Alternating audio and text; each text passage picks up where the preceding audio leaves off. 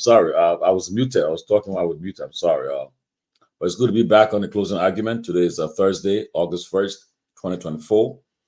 And the closing argument is live on Truth FM radio in Monrovia, Liberia, Hot FM radio, Monrovia, Liberia, and also been simulcast on several local stations throughout Liberia. We are also on YouTube, we're also on Facebook, and on our closing argument page. Tonight, we'll be hosting the leadership of the Cathedral Catholic School Alumni Association in the USA.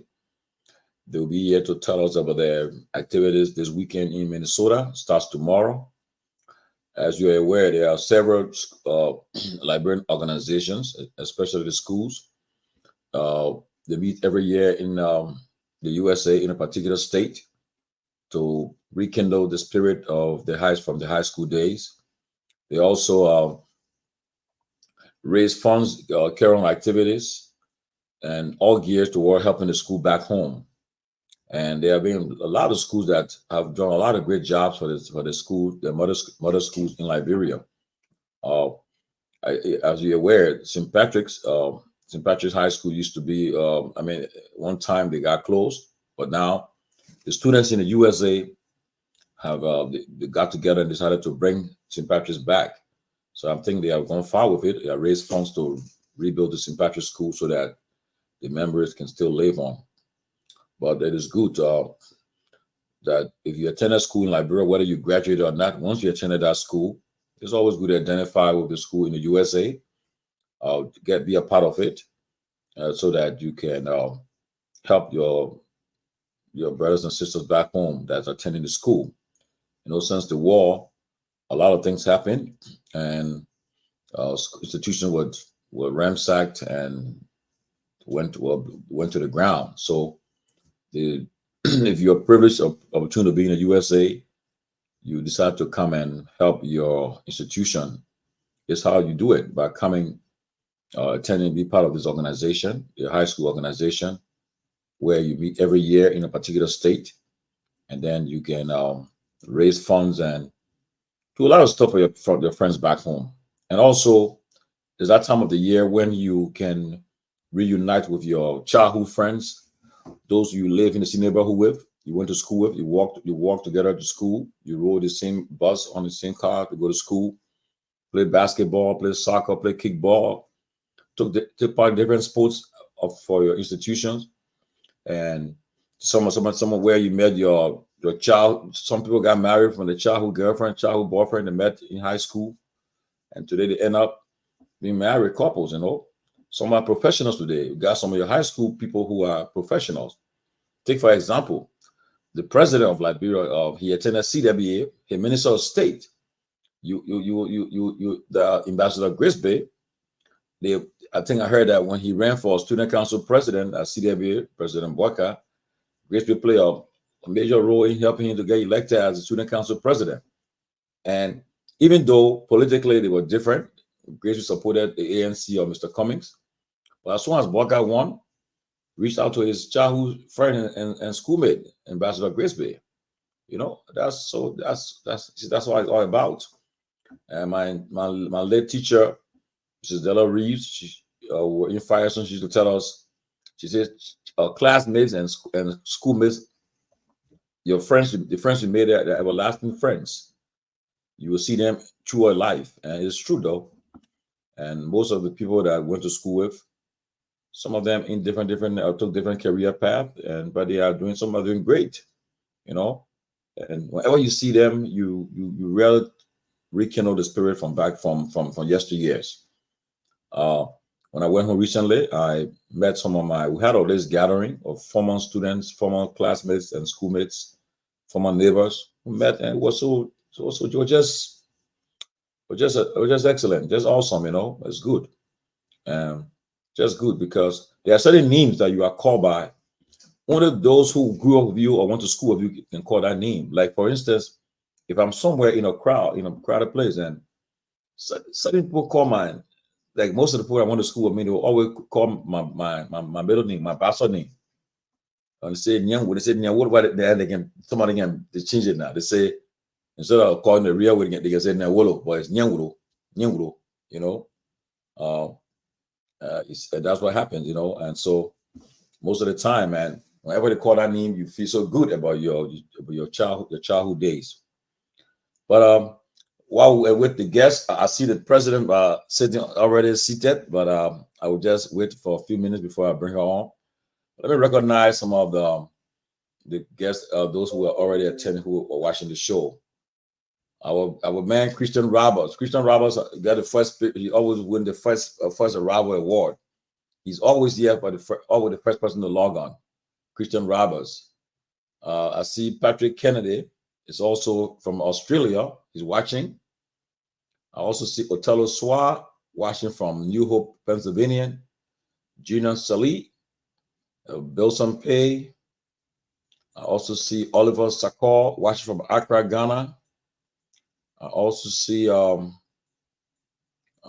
Thompson B. Balls watching from Sydney, Australia. I see Bella from Minnesota. Of course, I see our own nurse, Nora Hawks from Iowa.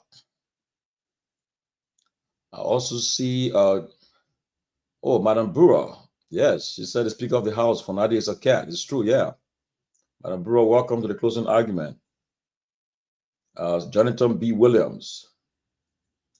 See Dugba Cynthia from Louisville, Kentucky. Yeah, and this show, as I said earlier, has been people all throughout the country who tune on to Truth FM and Hot FM and other radio stations are monitoring the show. We're also on YouTube. We're on Facebook and our page.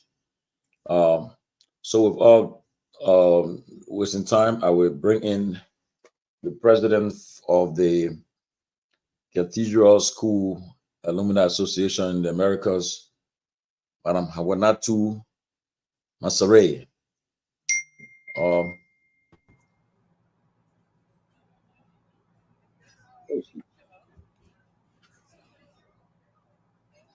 That's what happened.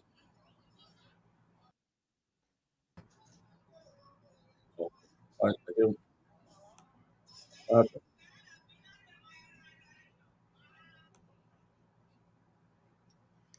I know need, it says everyone can see and hear me, no, but you're not on yet, though. but I I'm know. not on yet. Yeah. Okay, Okay. okay, yes, yeah, yes, you go. No. As Hawati Masale, the national president of the Cathedral School Alumni Association in the Americas. Welcome to the closing argument. It's good to see you. And I heard you in Minnesota already. You already arrived in Minnesota. Just tell us, man. It's good to have you on the show, and just tell us what's happening in Minnesota so far since your arrival. Right now, we are in a great preparation. Thank you, first of all, for having me on the show. Really appreciate it. It's great to be here.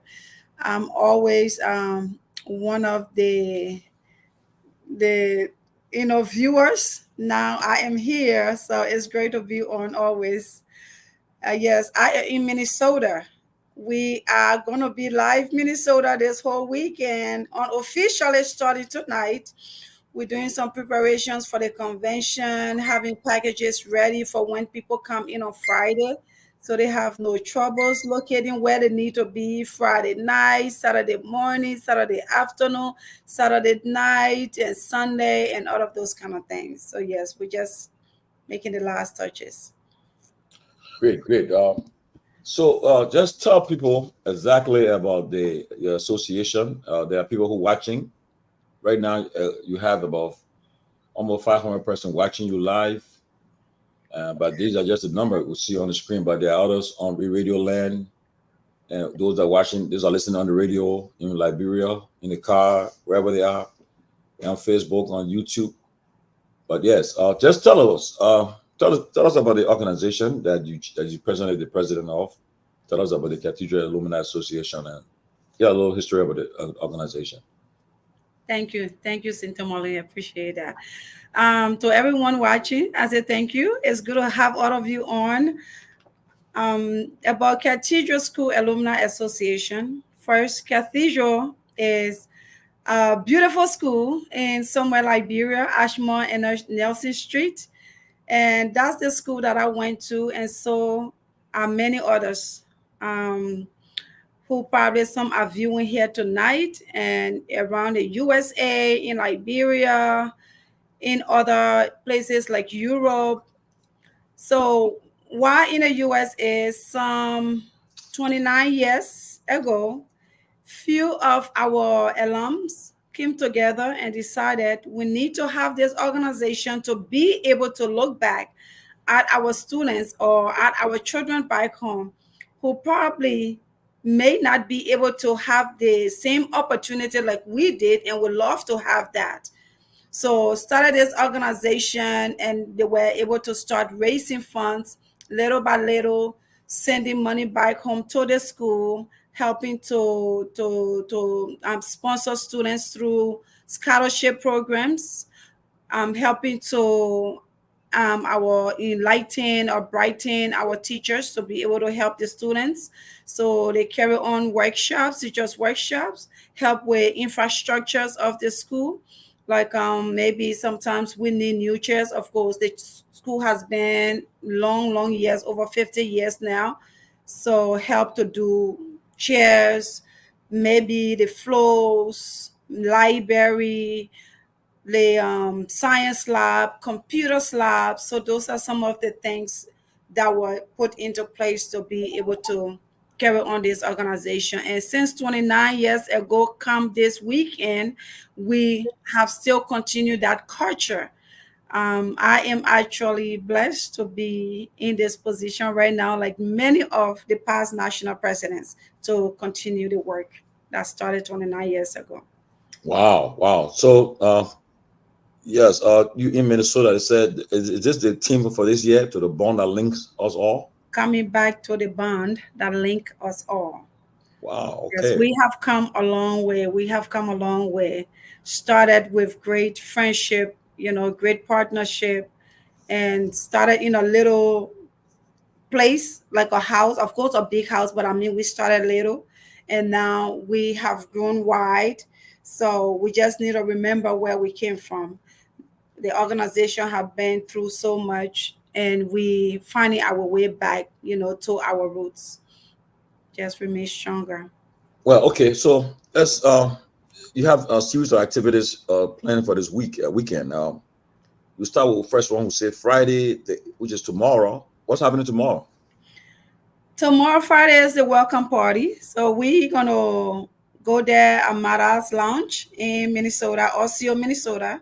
And we're just gonna greet some people we've seen last year, some we haven't seen over 20 years, some we haven't seen in the US out or probably coming from Liberia or probably coming from Mexico, Morocco, or somewhere to just come and be able to support this time. So it will be great to meet everybody in that space, exchange phone numbers, exchange like greeting cards. You take your packages that tells you the list of everything else that's going on, pretty much, and then we're gonna eat a lot, and maybe something else, and we're gonna play music and just enjoy the night off.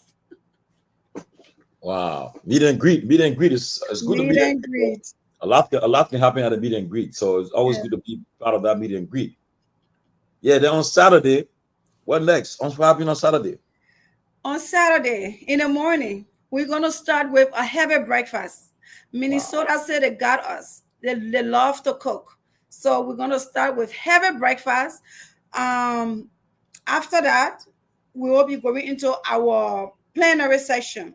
Now, our plenary section is our national general body meeting where we're going to plan for, actually review what we have done, for the past year and then what we plan to do for next year and maybe make some great, prospect, make some great changes and maybe just put some plans in action to make the next year better and, ongoing. I hope we don't sleep through that meeting because when Minnesota finish um, feeding us, I'm afraid some of us may sleep.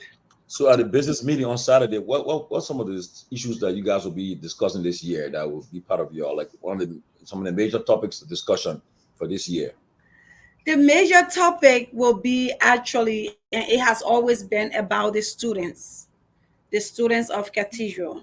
We have students or children that are wanting to go to um, school, go to cathedral, or like may want to go to other schools, like other alumni associations. So those students, how can we support them where they don't have the funds, or where they barely making it through? Of course, we know the social ladder is not, always equal. So we look into giving some financial arm so they are able to attend the school. Some of us, when we went, our parents could afford it at a time. And even though there were some times where some of us parents could not afford it. So those things always exist. So how can we give that little push so that they cannot lack education because their parent cannot afford to send them to cathedral? So those will be one of the main focus of our meeting. How can we, continue to substantiate that? How can we add on to that to increase it? Do we increase the number of students? How can we do it? What else can we do? Do we, include we do study classes for WIAC? I mean, just pretty much the students is our number one priority. And this pretty much is our way of creating future leaders for Liberia. We all know we have to make great changes in Liberia, and education helps. Yes. Then after that, you guys have something happening on Saturday night. Yes, we are.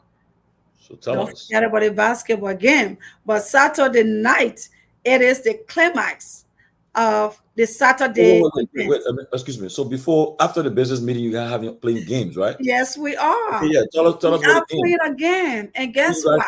Have you Yeah. heard of the monkeys? The monkeys. If Moreover you are College. on here, monkeys are from MC, Monrovia College. Wow. We will be beating them. I didn't say playing them. I said we will be beating them in a basketball competition. Okay. So we Wow. will be winning that game. I have some of my stars. I mean, I don't want to list them before I forget them, but Mark Galliman, it is the Oh, head of Mike that. Galliman. Yeah. Yes, Wow. and some of us know Mark Galliman. He don't play when it comes to basketball, you know. So he's one of those. And we have the Kennedy brothers. They're gonna be there. Papoose and Tai. We Wow. have, yeah, a lot of other great. I'm sure James Nathan go by JS. He's gonna be playing in that game as well. So yeah, it's gonna be a lot of gurus going on. Wow. You know, And we not just forgetting, first yeah. time we're gonna have cheerleaders at that event. Talk about them. Talk about the cheerleaders. Oh, so I have some active cats. Cats is our how you call it for our school. We have some active cats who like they just love to cheer on.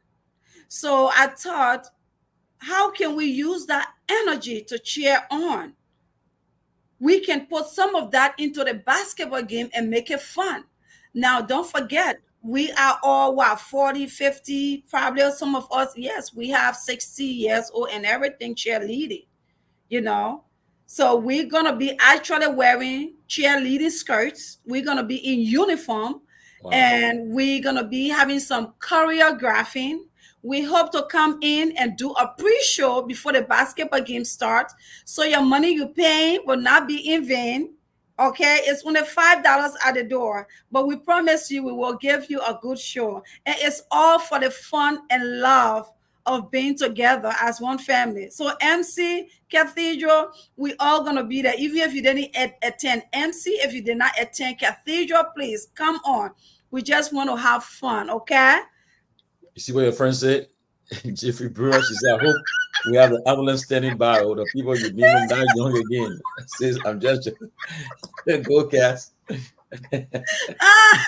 That's my vice president for membership right there. By the way, she is one of my cheerleaders. I see. Wow. Wow, that's great. And she is our choreographer. That's good. That's good. See, that's I mean, that's the beauty of the whole thing. So then at night, what happens at night? At nighttime is the time where we actually put all the fun aside and come in to have a ball night. You know, we're gonna gather like every other formal event. We're gonna dress in our black ties Yeah. and elegant dresses, and we're gonna come in with probably shine forever shoes or stilettos and pom poms. And I mean, we're just gonna come in and have a dinner and talk some more. Um, Probably you're gonna hear me speak again as the national president, and we're gonna actually also be including the crowning of our 2024 queen or king. Okay, because on Friday night we have a king and queen contest that will be happening, and the winner from that will be crowned on Saturday night at the dinner ball. So you won't be you if you don't come, you will be missing a lot of fun. I mean, a lot of fun, and it's gonna be beautiful. And this is Minnesota. This is Liberia's weekend. They don't do nothing small here. Okay, the city of 10,000 lakes. But since I have been here, I haven't seen none. Yeah, I was just there 2 weeks ago, but that's a great place though. But anyway, so on Saturday night, well, what's the fee? What's the entrance fee if people who's not part of the school want to attend? So we have our cathedral students or cathedral alums who have purchased their packages, and the package right now it has started from 125 for early bird. Right now it's $175 for package. By Saturday at the door, Friday at the door, it will be $200. Okay, Wow. by Friday at the door, it will be $200, and that's for cathedral students or those that attend the cathedral. And we welcome students or people or just friends who did not attend cathedral but also want to come and have fun with us. You are always welcome. Okay, because it's not about cathedral, it's about making the world a better place. So you can come in on Saturday at the dinner ball with all those events. It's gonna be just $40 for you to enter and have fun with us. Okay. So what's in the package for that $40? Well, just for entrance, that's all. What you get So from there? that Yes, so that $40 is just you coming in to enter the bar and have dinner with us and have drink with us. So food and drinks and the entertainment is included. And you get to see me and shake hands with me and take pictures with me, the national president. How are you for you? That included. It's all right. So, okay, I mean, all of that included. You know what it takes to shake the president hand? I mean, back to shake a president's hand or to like be in a sumo with the president. $40 is wow. understated. So you can eat all you can eat, or you drink all you can drink. That's So one eat and all 40 you bucks. can eat, drink all you can drink. Yes. Wow. Okay, that's good. That's good. Okay, but would there be a special like any special guest like to like a entertainer or something? That's a great question, but there is no special entertainer Okay. because we actually welcome and actually promote everybody, right? Like even our MC is special, so she will be highlighting the event for us. And our guests in there are really special to us, all of whom are coming, even those who did not attend cathedral. You are special, to us. So please come out and let us enjoy each other because we all are special. Okay, don't even think I'm special more than you. We all are special, so please come out. But no, we won't be having a special performance. um because we did not want to just make, a lot of maybe talking, or a lot of too many things to confuse people. So yeah, we limited with just a little, having fun and get together. Okay, and so also, so who will be the guest speaker for this occasion this year? Who the keynote speaker?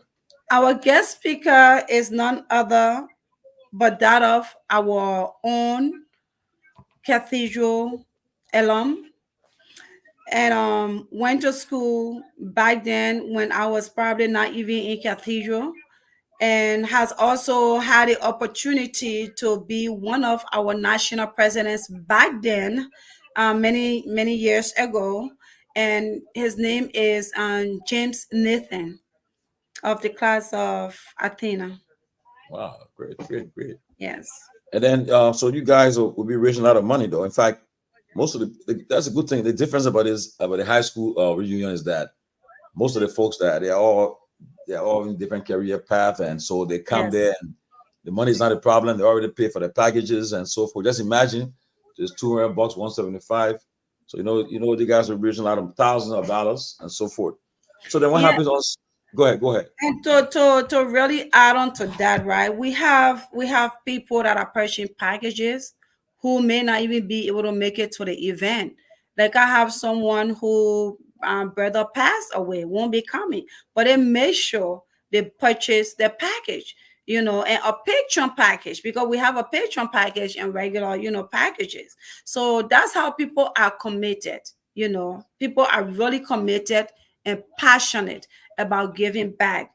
And like if you were to purchase, let's say even for those that are coming in who did not attend cathedral, if you were to give $40 to enter that night, we probably will look at it as $40 just to come, just to come and eat, just to come and drink. But no, we see it as $40 that will pay a child's tuition, $40 that will keep a child in the street, $40, I mean out of the street but in school, $40 that will keep the child from being on like in the corner side, and taking on this thing that I don't know what they call it in Liberia now, but taking in drugs or smoking.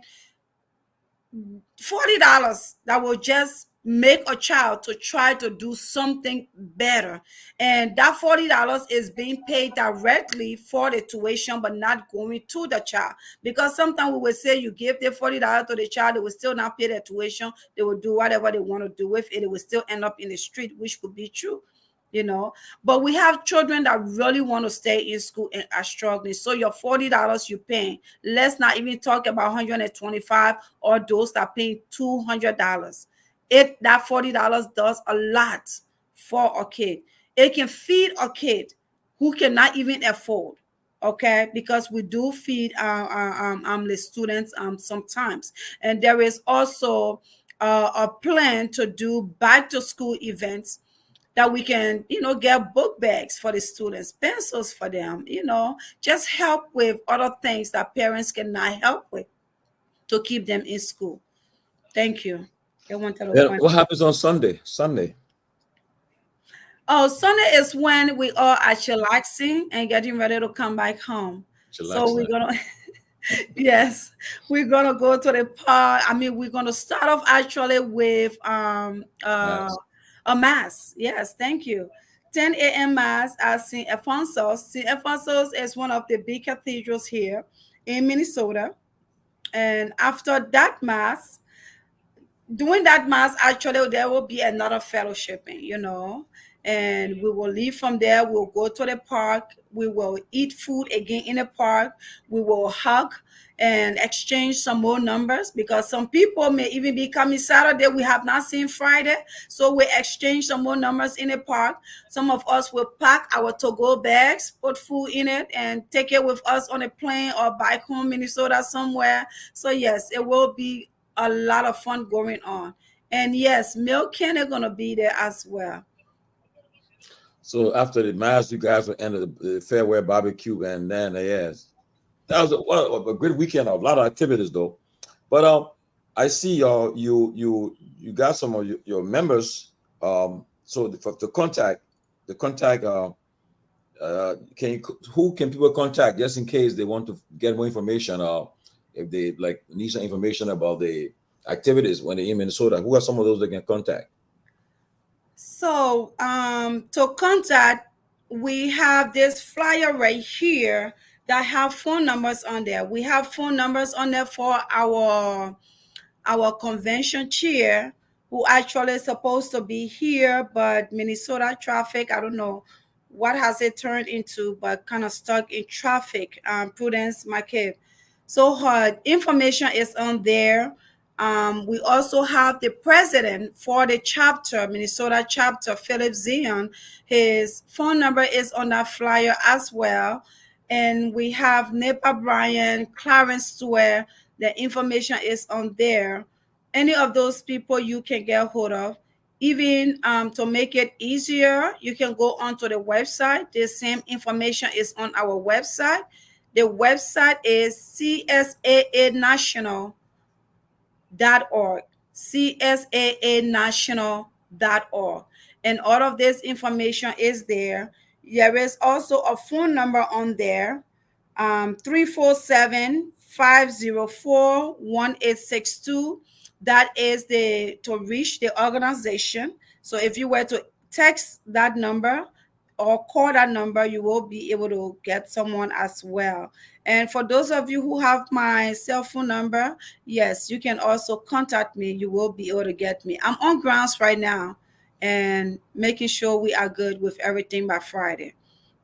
Wow, wow, that's great. And also I see that uh, you guys will be raising funds on Saturday. So like, what's your target? What's your target?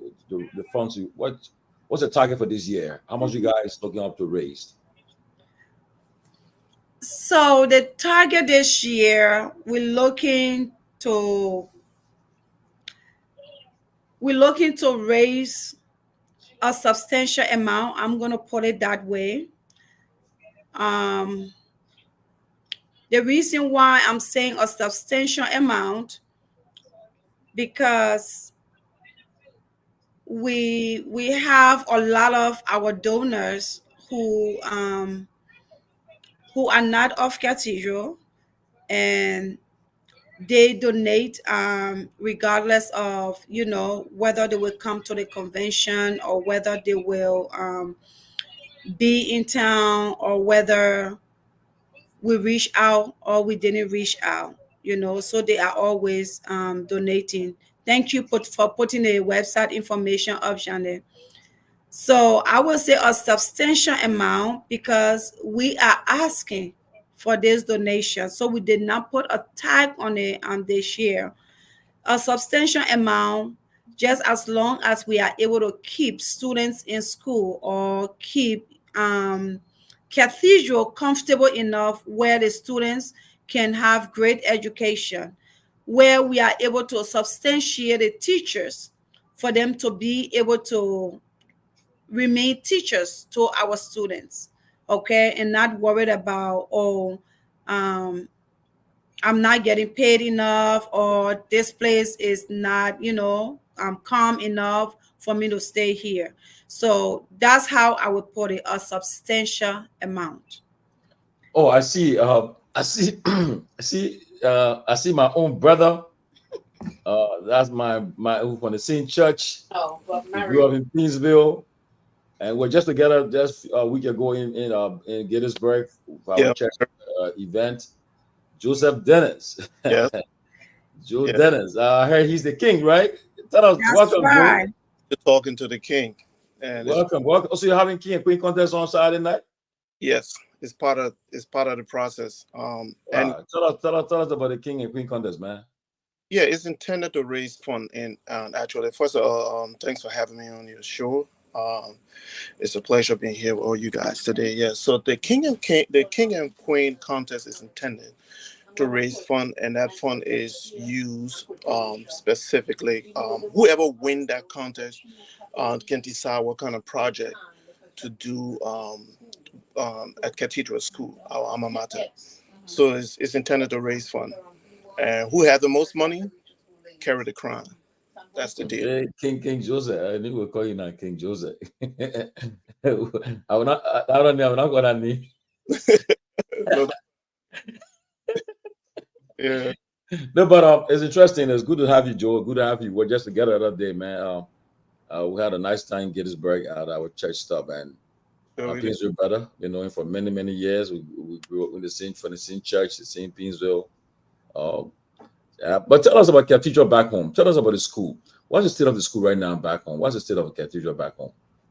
We would say, in terms of infrastructure, we're still striving. We're trying to get out there. I think we need more to be done there. We also need more renovations to be done, because a lot of the things we see back there now, those things are old in terms of the chairs we have there, the teacher lounge. We put into consideration the record rooms. So there are a lot of old stuff back there that place. Things been there since we were there. And that's a very long time. So we're hoping to replace some of those things and carry on some renovation. A lot can be done now since the students are in school. We're hoping that when the school closes, we initiate. We already, for us, we already have a couple of meetings, and we came out to the couple of projects we want to take up. So what's going to happen is that when school closes, then we're going to initiate those projects, because we can do it while we can take up some of those projects while the students are in class. So you guys are during the course of the year. Do you guys visit the school? Like somebody from the US visited the school just to check on what's going on? And I think a lot of students from Cathedral have visited the school a couple of times, and they identify things that need to be fixed. So that's just for infrastructure. So academically too, we're trying to get there. So we're climbing the ladder little by little, and that's the essence of this convention. The main reason of this convention is to help interact with students from Cathedral, and at the same time raise enough money to help out with the school. Because that's the important. That's why we get together every year. I come back to the president, Madam Masale. So tell us, who are your core officers? Is this year is not election year, right?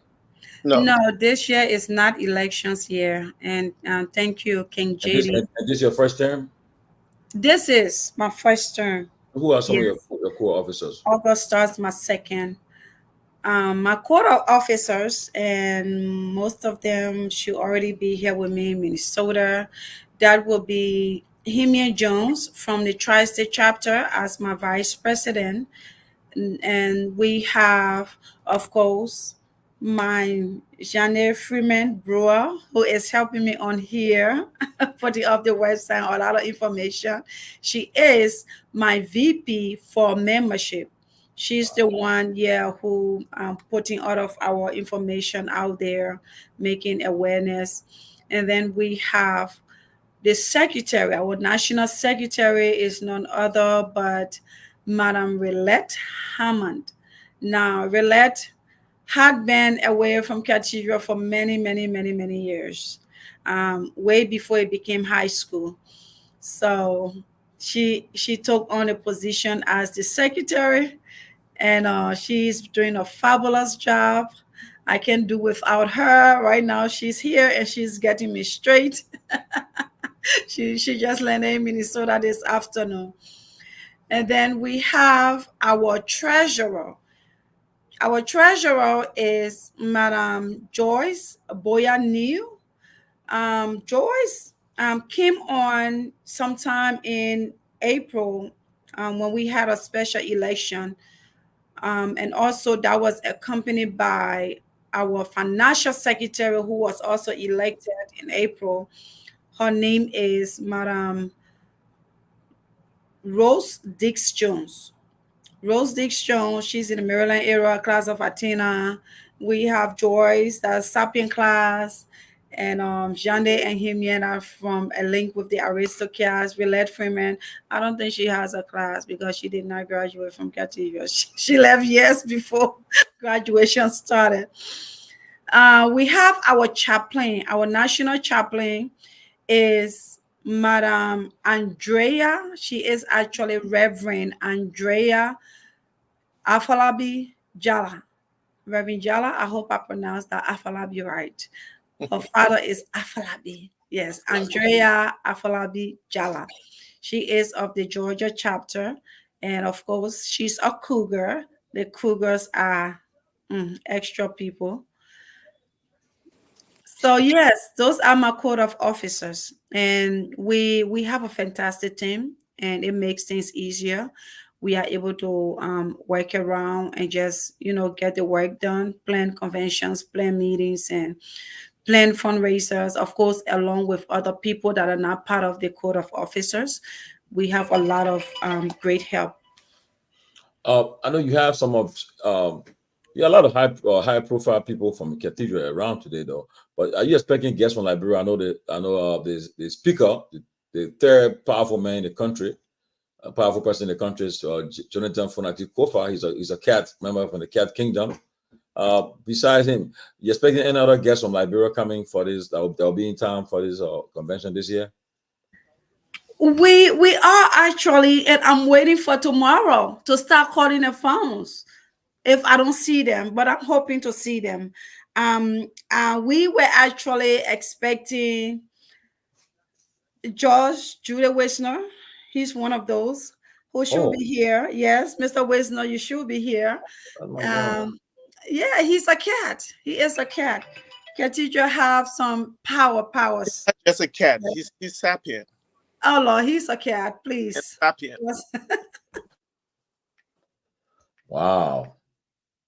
That's good though. But I mean, again, we'll say it again. It's good to have you guys here, ladies and gentlemen. We have tonight on the closing argument. Not we talk about this later when they leave, but tonight we have with strictly about Yes. education, school.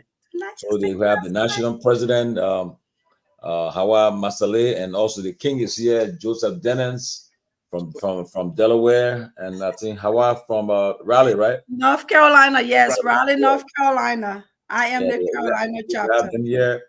But we'll be taking some calls. People will be calling to ask you. So we're taking some Oh, calls. that would be great. Yeah. So maybe some of your friends from Liberia will call, and from around the country will call. Um, guys in studio in Liberia, there are Henry, Ansu. They'll take some calls, please. And also, they can call your phone too. They can give your numbers to call. Okay.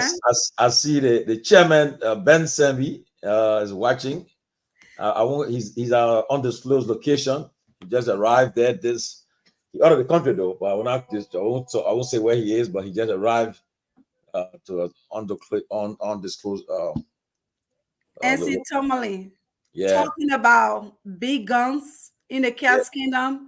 We're not even gonna go far. Ben Sanvee is one of our big guns. Yes, Ben Sanvee is a cat. If you didn't know that, Oh yes, I he just is a forgot. cat. Yes. I would link Ben to sympathy, but Yes, I but just because of the realized that script, of course, he it was had you hosting this. So it was you at that couldn't. 1998 All Liberian Conference. You were in his cathedral uniform when That's he passed right. the President Taylor recognized him and became the first presidential youth advisor. Yes, I just yeah, Benjamin Sanvee. I remember. That's right. He's one of our cats. Yeah. Yes, Ben would love to be here today, but he has something planned already. So that's why Ben is not here. But Ben is he expressed his regrets, but also his love, his best wishes to you guys, and wishing you guys best on this week during this weekend. Yeah, he'll be with you. He's in with you guys in spirit, and he made sure this program was going to be possible today. So Ben, That's the okay, chairman Chairman. We forgive you this one of the time. country. So the chairman is somewhere. I don't know. The chairman that politician. He always traveling the country. Hmm. Yeah, but so we can take some calls. Put the numbers up. Uh, put the numbers up. You can call y'all can give your numbers too. You won't call my number. But after the show, you call my number, you won't get me. Because it's That's past right. six. After the show, you call my number, you won't get me. Then Uh, my number is 267-777-3883. You can get me on WhatsApp on that as well as locally. So Henry, you can put the numbers. They can call those in Liberia on the call for Liberia. They can call. Put the numbers up, please. Yeah. My number. You need my number right now? Yeah, yeah. Okay, it's 267-987-4156. That number also is on WhatsApp. Okay, let me put it. Okay, what number again? 267 267 987 987 4156. 4156. How about the number? 267 How about 777 you doing? Repeat your number. 3883. What number again? How? I don't give up my North Carolina number. Area code 267 Yes. 777 777 3883. 3883. Yeah. So, guys, please put the numbers up put his guys' numbers up so that the people can call to ask them questions about the reunion. Okay. So that's it. You've been following the show very closely. The closing argument was very special edition here today on the Thursday presentation. The numbers to call 0777 28 59 61. And then you're going to be live in the closing argument to make a point on the first day in the month of August. And the year stands at exactly 2024 gradually. And so certainly we are moving. So the numbers to call 0777 28 59 61, and then you're going to be live here on the closing argument to make your point. 777 28 59 61.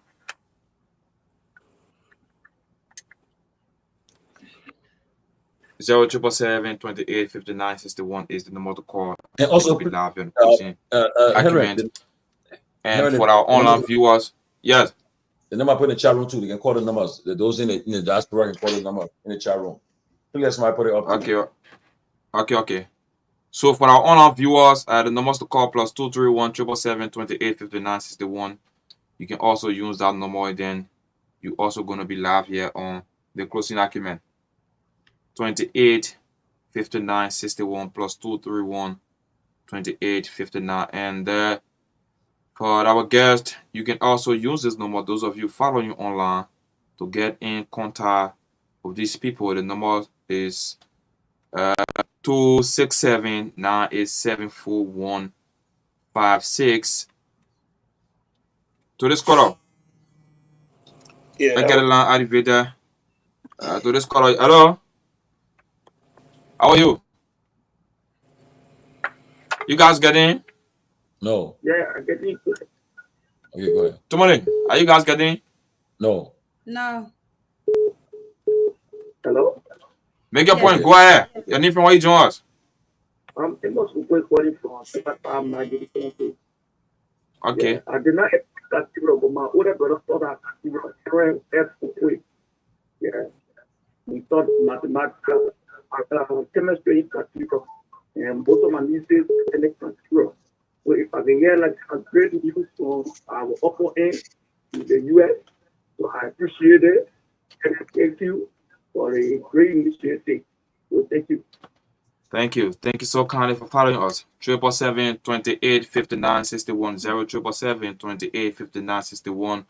And for our online viewers, plus 231 777 28 59. And to get, I go to this caller. Hello? Your name from where you join us? For Grand Basso. How's Grand Basso? Okay. A minute. Make a point.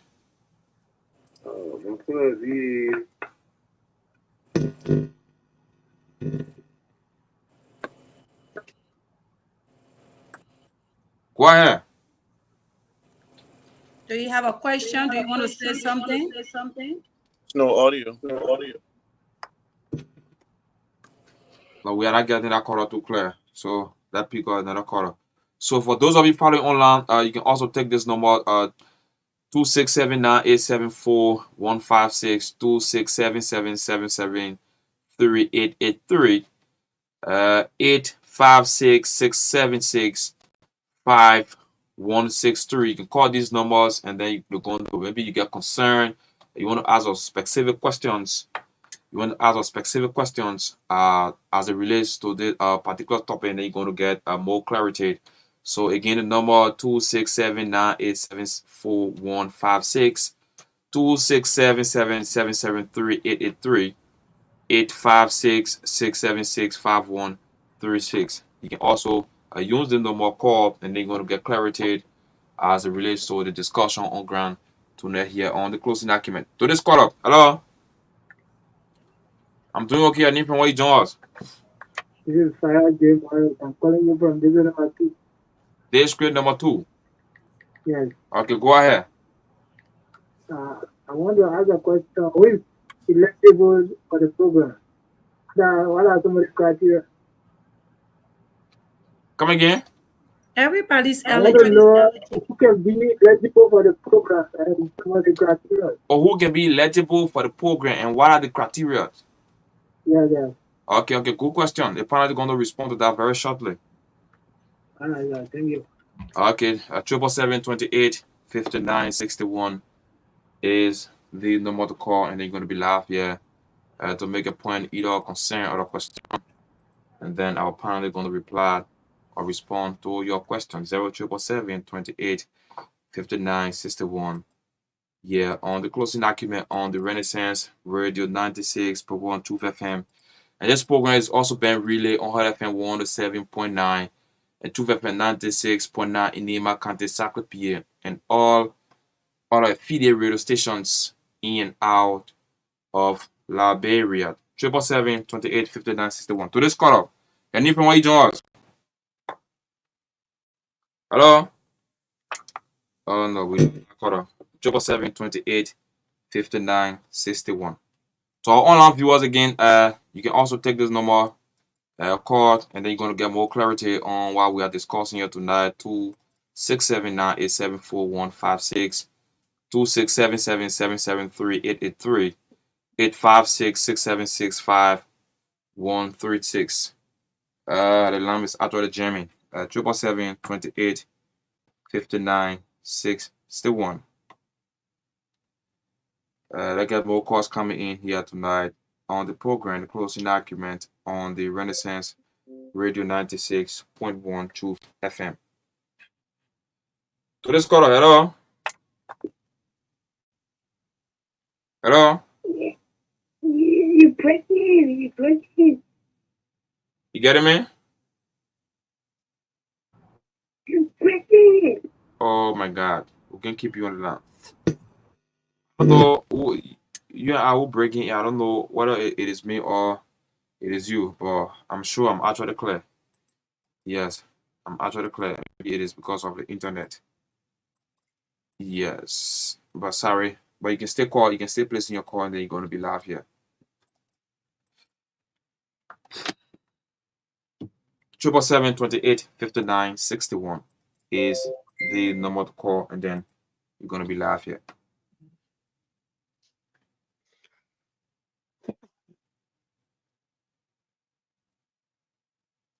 Are you there, Tomalin? Yes. Yeah, keep taking calls. Okay. Yeah, the line is actually jamming. That's the reason. Everybody won't call at the same time. So for that, we'll be finding some difficulty. 077-28-5961, 077-017-635, 777-017-635. You can also use that number, and then you're also going to be live here on the closing argument. That's the alternative number to call and make a point or to give a concern on things that we are discussing here tonight. No.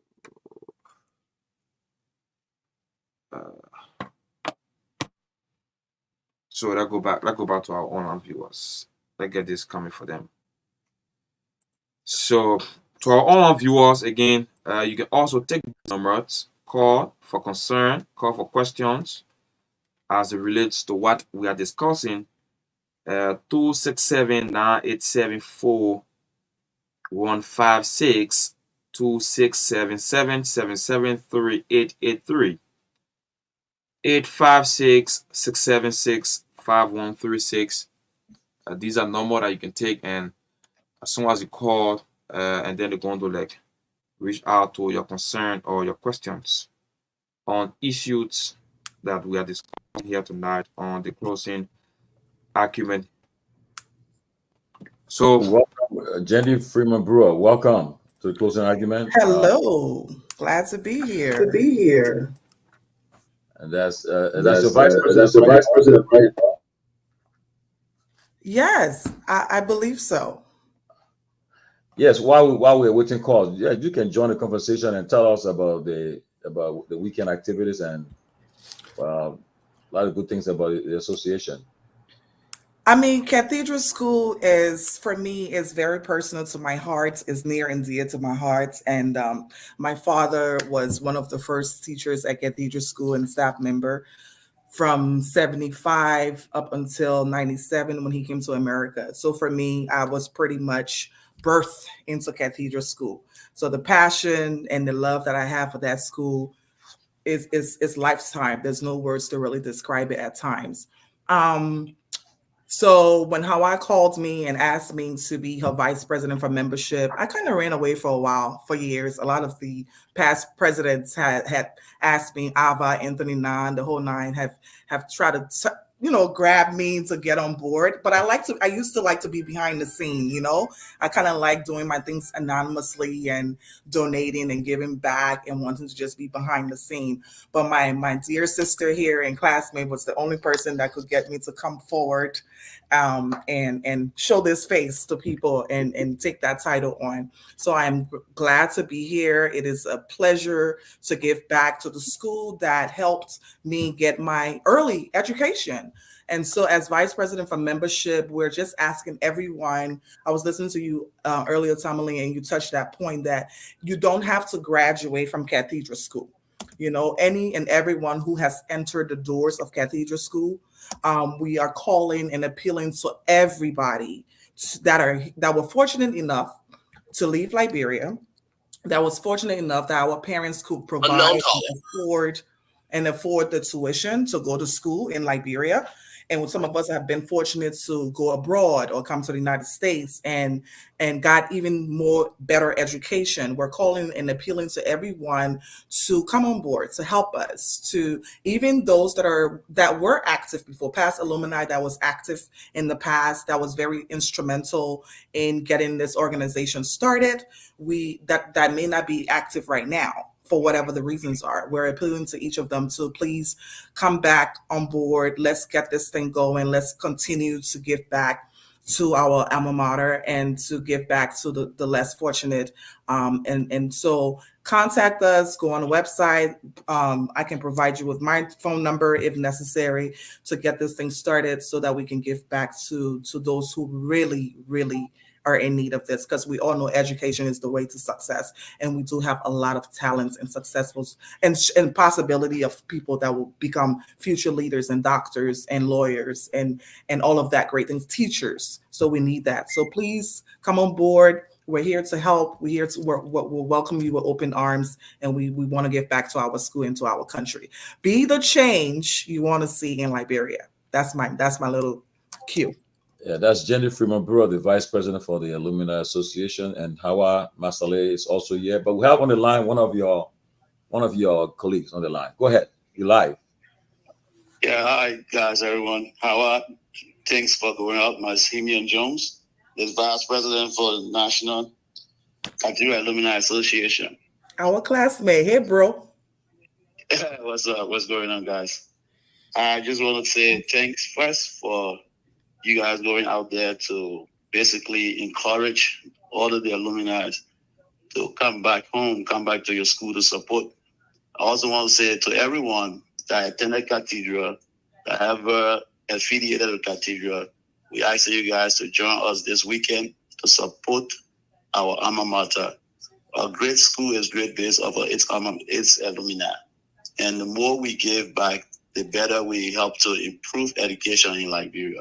So I'm encouraging everyone to come out and support us. You can support us by donating through our website. You can support us by being at the event.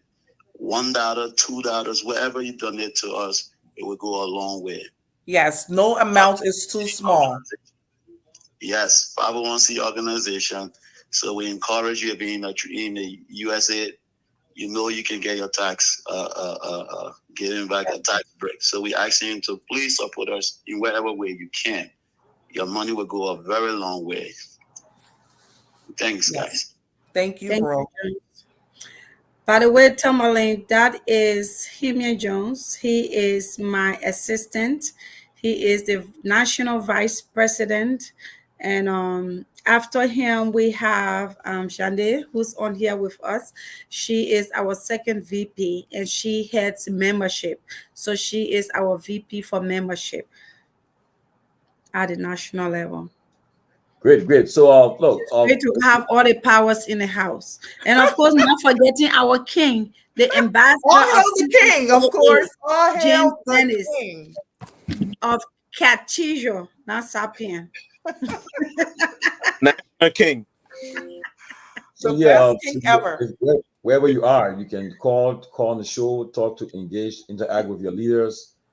These guys are doing a great job. You know, there are many who travel to the States and they look back home, you know, and one of these Catchijo is one of the institutions that are doing well for the people back home, and they meet every year. They have these big events on over the weekend and of August, and they raise money to help the students and the school back home. So other schools doing it.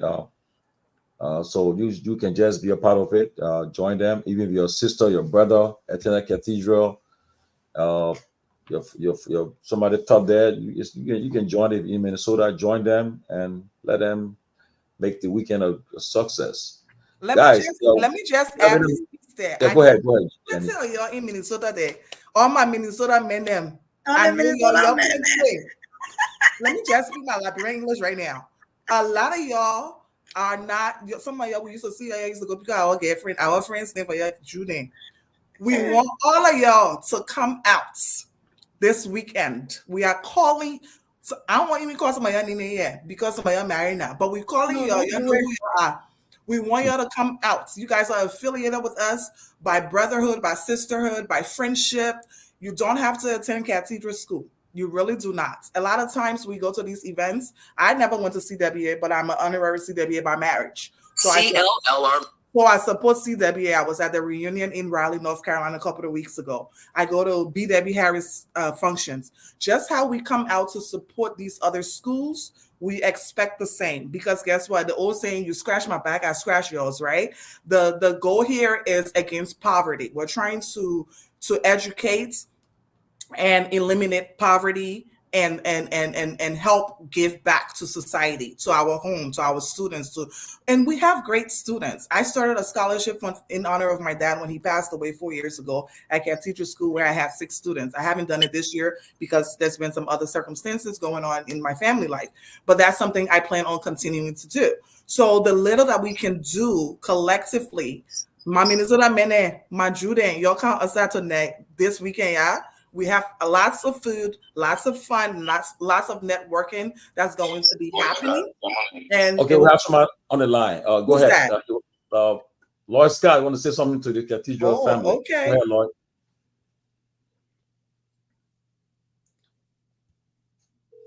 Oh, Lloyd, you on the phone? Lloyd said he would try again. Hello, Courtney. Okay, yeah, but Lloyd call back. So while we're waiting for Lloyd to call back, Tomalin, we had 2 callers, I believe, that called, right? Was it 2? Yeah, there were 3 person called, yeah. 3 persons. Okay. I kind of got 2 of them. I just wanted to address them, but probably they're still listening. Thank you for calling in, caller. One of them mentioned my chemistry teacher's name, Mr. Kwekwe, Mr. Henry Kwekwe. Yes. He taught me, yes. He taught, yeah, and he also taught Benjamin Sanvee's class, yes, the Medicats. They came right after us. He taught that class. I remember Mr. Kwekwe had left me in charge of the Medicats one day. And it was a beautiful day. But yes, I remember him so well. He was one of our great teachers of the time. He helped instill some of this brilliance that you see. So I So yeah, just what mentioned. message you guys just share some message that you guys want to send out there to some of your friends who have not been around for a long time, who have not who has yet to join the organization, who's still on the fence, who are still thinking about coming on. You guys can use the opportunity to send message to them right now. Well, Shana, if you wanted to go on, you can. JD, you want to say something, and then I will come on after that. I mean, we encourage everybody, everyone, as I stated earlier, to not be in doubt, right? That your money, whatever it is that you're donating, will go to a good cost. There's transparency within this organization. We want to make things transparent. That's especially when people are donating funds, they want to know where their money is going. So there's definitely transparency. You will see where your money is going.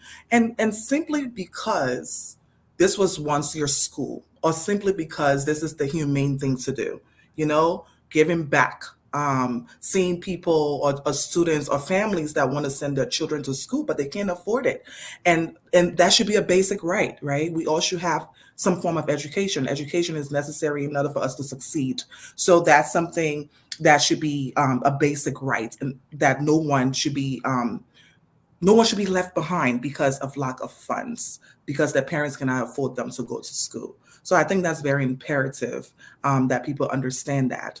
And what will also make this work, I believe, and make this organization and have made it continue to grow for, what is this now, the 29th convention, 2930th convention, is that you have to have that desire and that care to give back and want to work together, the togetherness and the unity of it all. So that's what I would say. Joe, you want to add, Hawa? You are muted, Joe. Now we can hear you. Oh, he's muted. Yeah. Okay. For those that are listening, one thing, Cathedral is like, it's more like a family away from my family, and just that connection alone, it bring about, you feel that euphoria. That's joy of being around your former classmate, or just a former people that attend your school. So the convention, every year I look forward to that, the convention, because of what we get from the convention is not so much of the contribution, but what you do for Cathedral School, gave me a very good feelings. So I urge everybody out there, if Cathedral has been your alma mater, it's not just socialization, it's also coming. And that little money you're sending, like Janice said earlier, it go a long way. So it's very, very important that you come and participate. Just coming alone will make a difference. A lot of people who felt like they were a little distant from the school convention, they came in, and then they became family, and there was more and more. It was more and more. They were coming more and more each day, each year. So it's it's okay to come, okay to socialize, okay to interact. It's okay for you to We won't come. bite you. Come and We try it one promise. year. It will make a difference in your life. We won't bite. We won't bite. That's right. We Yeah. won't bite. Thank you, thank you. I would just love to add on to all the beautiful things my king and my membership vice president have talked about. And I also just wanted to add that some 29 years ago, by the way, Fanatic Ofa, Honorable J. Fanatic Ofa, um, the third man in Liberia right now, was one of those thought it wise that we had to start this organization and give back. And at the time, of course, they were just, scooping out of, their families and, sending it back home. And eventually the organization grew up. So we want to honor their existence. And it's a lot of others, few others that were there that day, that fateful day, August, Like at you, one of Rennie. the at the Rennie's funeral day. I'm sorry, wedding day. Okay, but that probably will be a story for another time. And they just got together, it's like, hey, we got to do something. You got to bring some money, put it together, and they did what they had to do. And Honorable Kofa was actually the first president of this organization. So ever since, we've been taking on that. So we want to say thank you to them for starting this. And, we keep carrying on the touch. And to also add that we do have some members, and even those who are not members, who stays behind the scene and just love to donate. So we don't have everybody that will come to convention every year, or people that will be in front of everything every time, but they are great supporters. I know ever since I started being in this position, I've had like an open door, kind of thing going on, and I have been able to have reach out to a lot of my members, and they in turn have been able to reach out to me. Sometimes I just get phone calls, and they are seeing the work that is being done. They're seeing, Shanae doing her thing out there. So, who that your VP for membership, and stuff like that. So we just want to make it better for Cathedral and make it better for Liberia. Anything we do for Cathedral, we are doing for Liberia, because those students, they may be of Cathedral, but they live in Liberia. And who knew that today Fanati Kofa, Honorable Kofa, could be the third man in Liberia? He was just a boy. I'm sorry, Honorable. He was just a boy the other day in Cathedral many, many years ago. But look at where he is. So we want another child to have that opportunity, right? We want another child to have that opportunity, and that's why we continue to do this. Some don't even have jobs, but they continue because they love, what Cathedral is.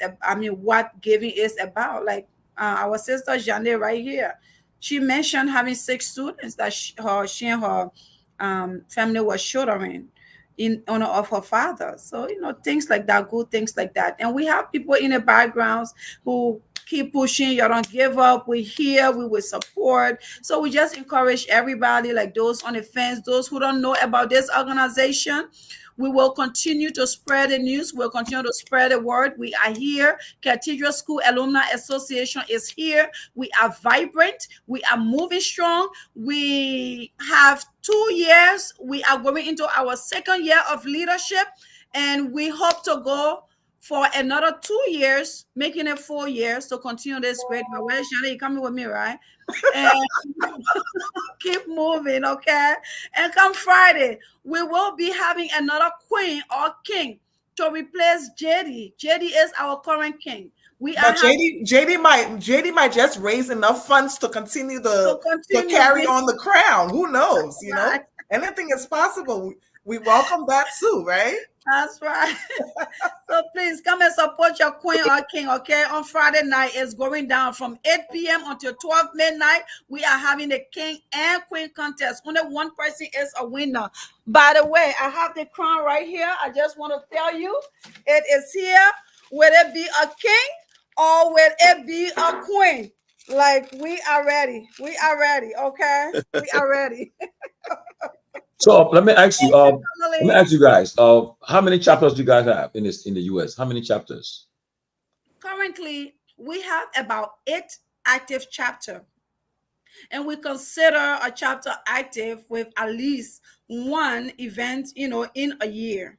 Okay, and they are able to come to convention with their dues.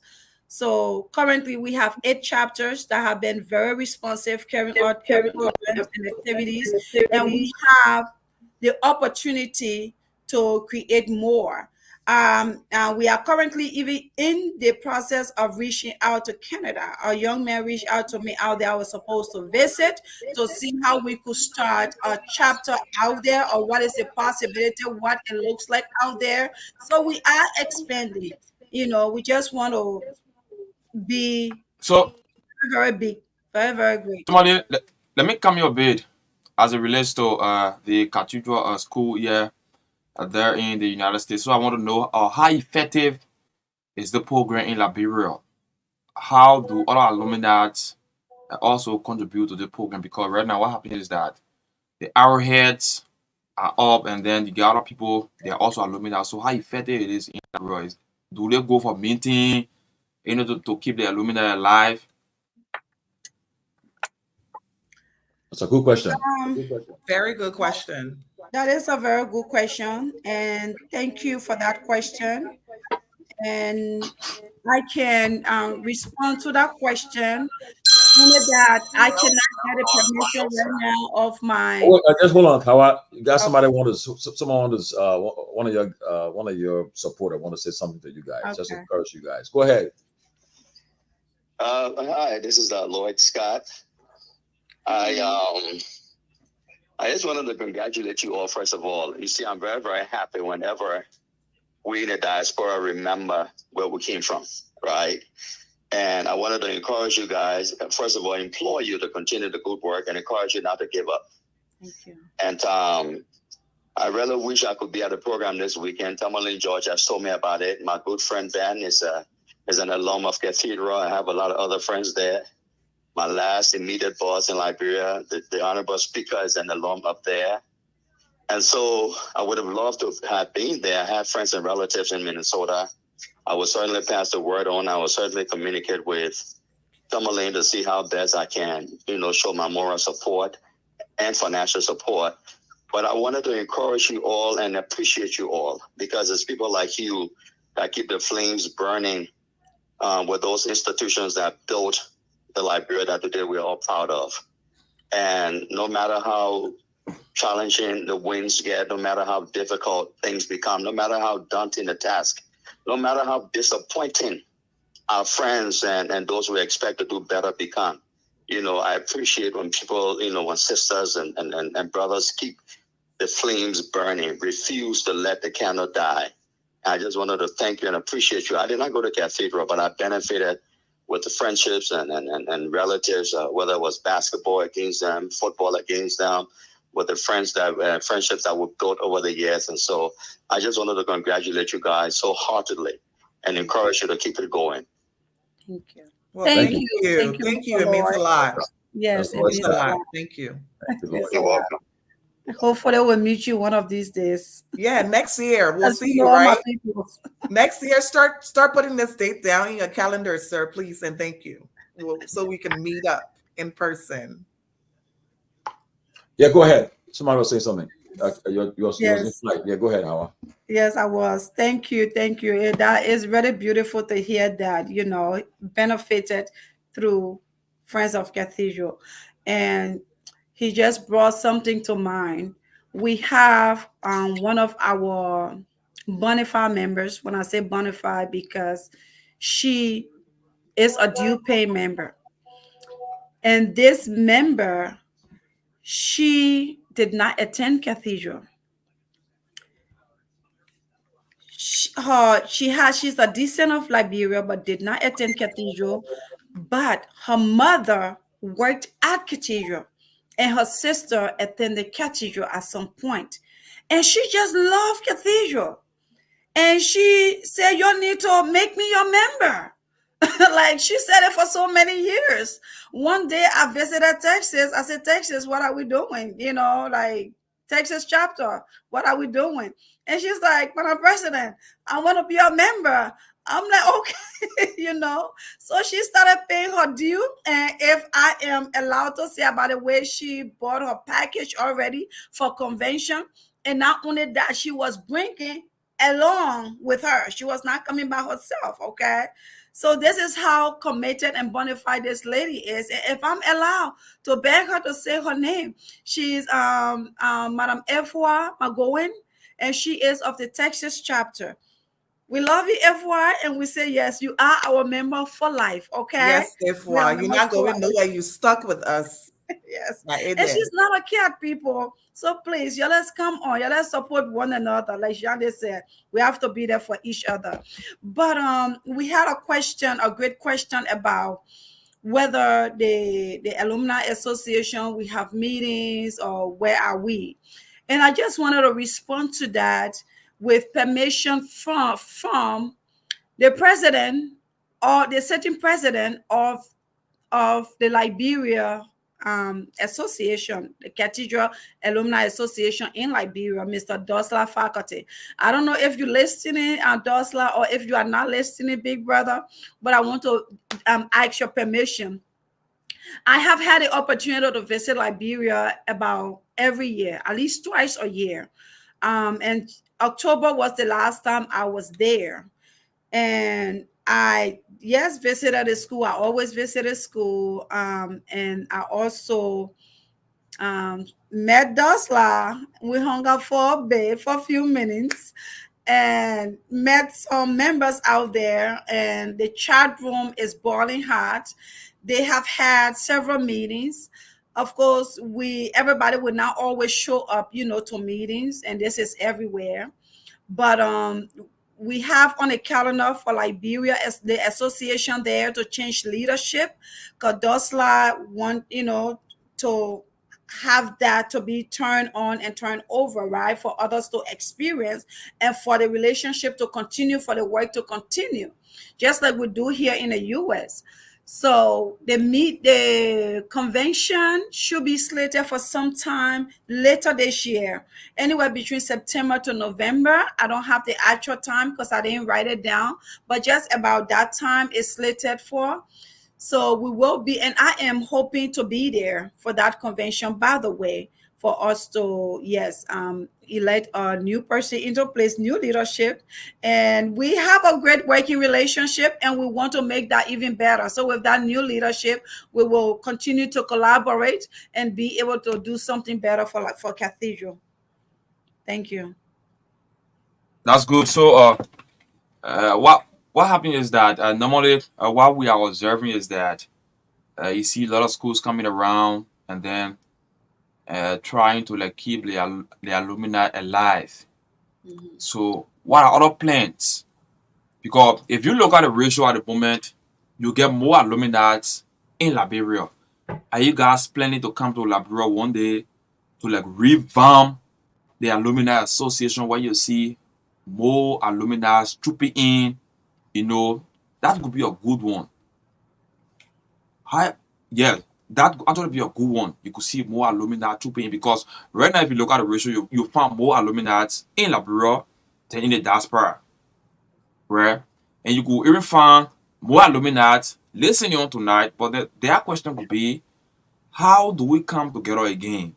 For the fact that our brothers, our sisters out there can think of us, and then they have tried to form a union within the diaspora just to keep the alumni alive. Are there any plans to come back and do that reunion of the alumni to Liberia, where you find more alumni? Thank you, brother Enso. As far as coming back to Liberia, I am thinking you are referring to the alums in the United States. And that is definitely not out of the question. It is not into plans as of this moment we are speaking, but it is not out of the question. But I would like to say that the alums in the US, we don't really need to revamp the alums in Liberia. We do not need that because we have an association, that is going on in Liberia. They may not be able to gather as often as we do on this end because, of course, different geographical locations, different things happening, in different places, in different people's life. So they have that set, way of what they do and how they do it. And that I can't fully speak to, but I did speak to a little bit of what's going on with the association. I know they meet, and I know they, have plans of changing leadership, and I know the work continues.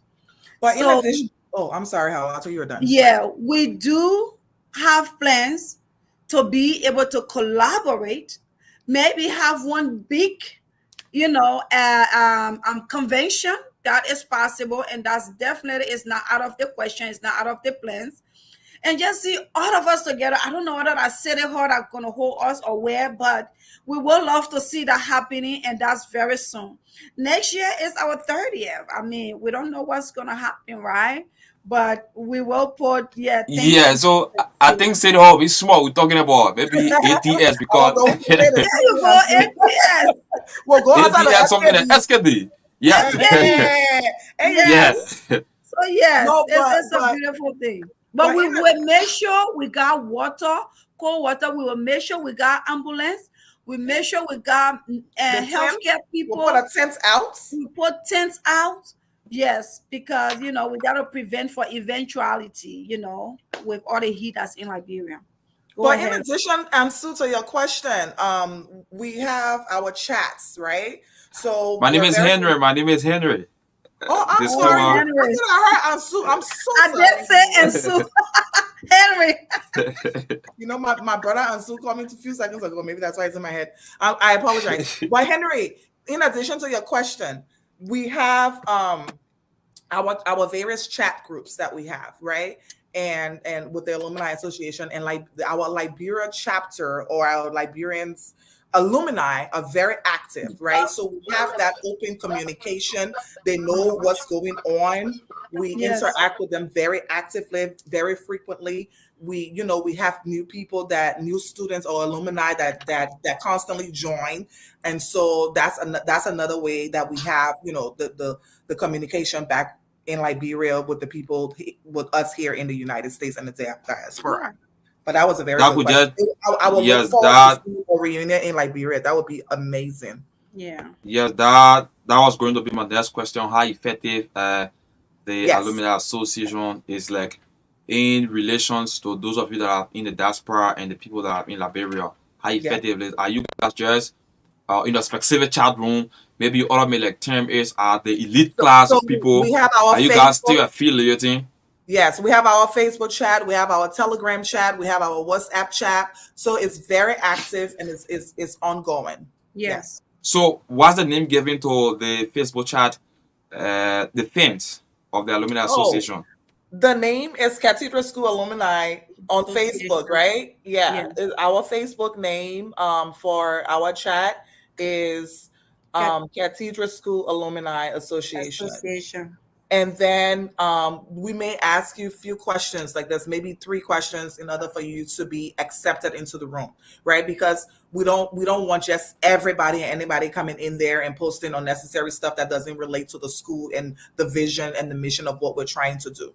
So we plead with people to please at least answer those questions, because a lot of times when we get people that are trying to enter the chat, right, or join our Facebook page, for example, I will go and view their profile.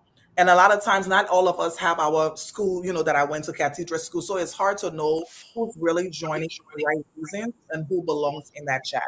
But we do have that. And then, all of our handles are, and then Instagram is CSAAnational.com. I mean, CSAA National is our Instagram handle. I'm looking on here to be sure. Our Telegram is also Cathedral School Alumni Association, I believe. Yes, it is. So it's pretty easy to find us. The way you will know it's us, our badge, the school badge, is the profile picture. So that makes it easy for you to locate us. We're even on LinkedIn.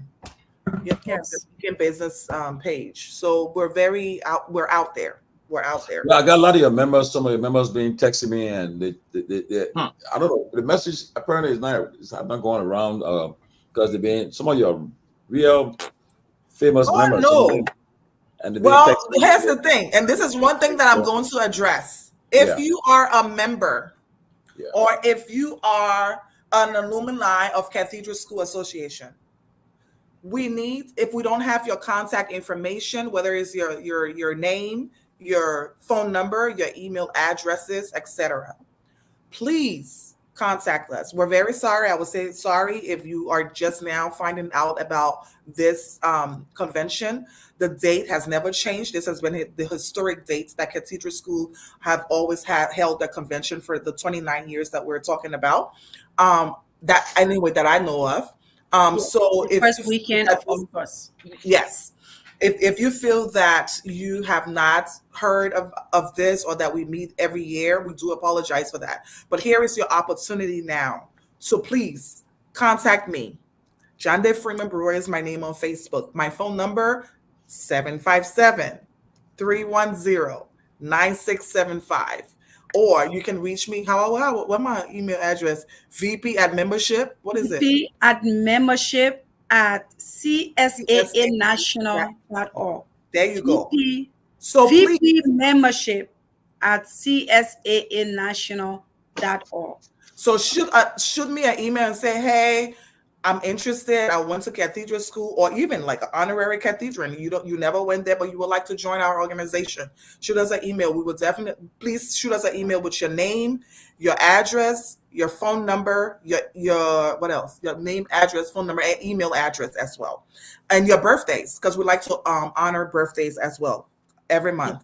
So that way we can keep you in the loop. We send that way you can get all of the messages from our newsletters and all of the happenings that is going on within Cathedral School Alumni Association and with our beloved school. Well, ladies and gentlemen, we have 51 minutes. You have 51 minutes. We have tonight the Cathedral School Alumni Association in the Americas leadership, the president Hawati Masale, the vice president for membership Jenny Freeman Bureau. We're having the alumni the convention this year in Minnesota, starting tomorrow, and want to give you guys opportunity for the next 15 minutes before you take leave of us to give your final words and what we have in your mind. You have about 1,631 person watching you live across the globe, including Facebook, YouTube. People are listening on the radio in Monrovia, Truth FM, Hot FM, and so you have an opportunity now to tell the people what you want to tell them, the final words to tell them before you take leave of us. Well, first of all, thank you all. Thank you all for taking the time out of your busy schedules to log on here to hear about what it is that we are interested in doing for our beloved school. And the goal really is, again, giving back, helping our students, being able to help those students that are less fortunate to afford to go to school. And of course, the upkeep of the school, the renovations and all of that thing, that's that interesting story. So we're asking you to please join us however way you can. Donate if you can attend. No amount is too little to give to us. $5, we would take it. Whatever you're able to give. If you're in need of contacting us once more, all of our information has been listed and provided. You can search us on social media, contact us, let us know how you want to join, if you want to join, so that way we can communicate with you and keep this ball rolling. We love you guys. We love our beloved country. We have hopes for Liberia, and we have hopes for the students at Cathedral School. Thank you again for joining us. Okay, before we go to the president, you guys have how people can contribute towards you. Some people want to contribute the Cash App, the Zelle information. You go to the website. Yes. Madam President, you guys, you have the floor now.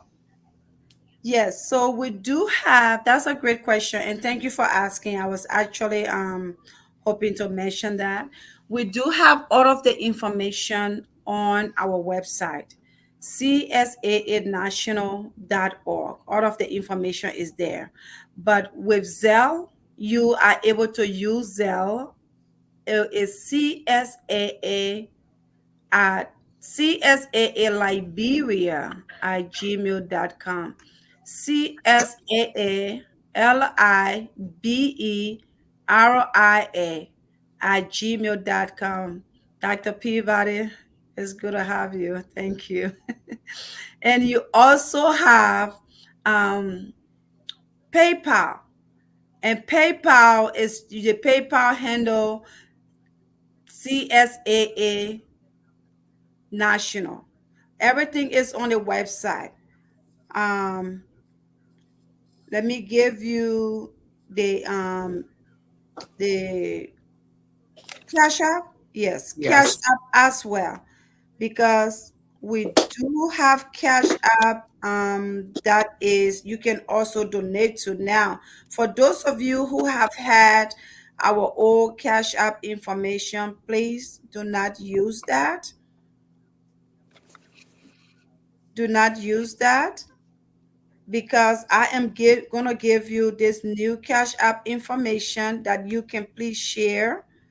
It's very important you don't use that, because your money may be lost or will not go to you. The Cash App information is CSEF of Liberia. CSEF OF Liberia. Okay. I think I'm missing that. I am so sorry.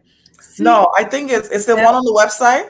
OFCSAA. CSEF of CSAA. Right. Yes, the one with Liberia was the old one. We're Yeah. not using that anymore. The new one is CSEF OF CSAA. And please put a dollar sign for the Cash App handle. And for the Zelle, CSAA Liberia at gmail.com. CSAA Liberia at gmail.com. And PayPal, you have the PayPal at csaanational.org. So that is our website, csaanational.org. So PayPal is just PayPal at csaanational.org. So if you go to the website, you will also find all of this information. If you don't remember, you can call my number. My number again is 267-777-3883. Okay. And thank you Just very much. one clarity there, Hawa. Let's just make it easy for the people. When you go on the website, you want to click on where it says foundation. Under foundation, this is where you will see the tab for donations. And once you click on donations, then you will see all of the payment options that Hawa just mentioned. I just want you to, because when you go on the website, you're not going to see it right away. Yeah, you won't see it right away. You got to go to the menu, you got to select foundation, and then under foundation, you will see donations, and then all of the payments method is there for you. I just wanted to clarify that. Let me welcome my colleague, Dr. Peabody. Welcome, Dr. Peabody. You guys will be playing against his alma mater. I know. So, yes, we are. So, Dr. Peabody, we're seeing you this weekend.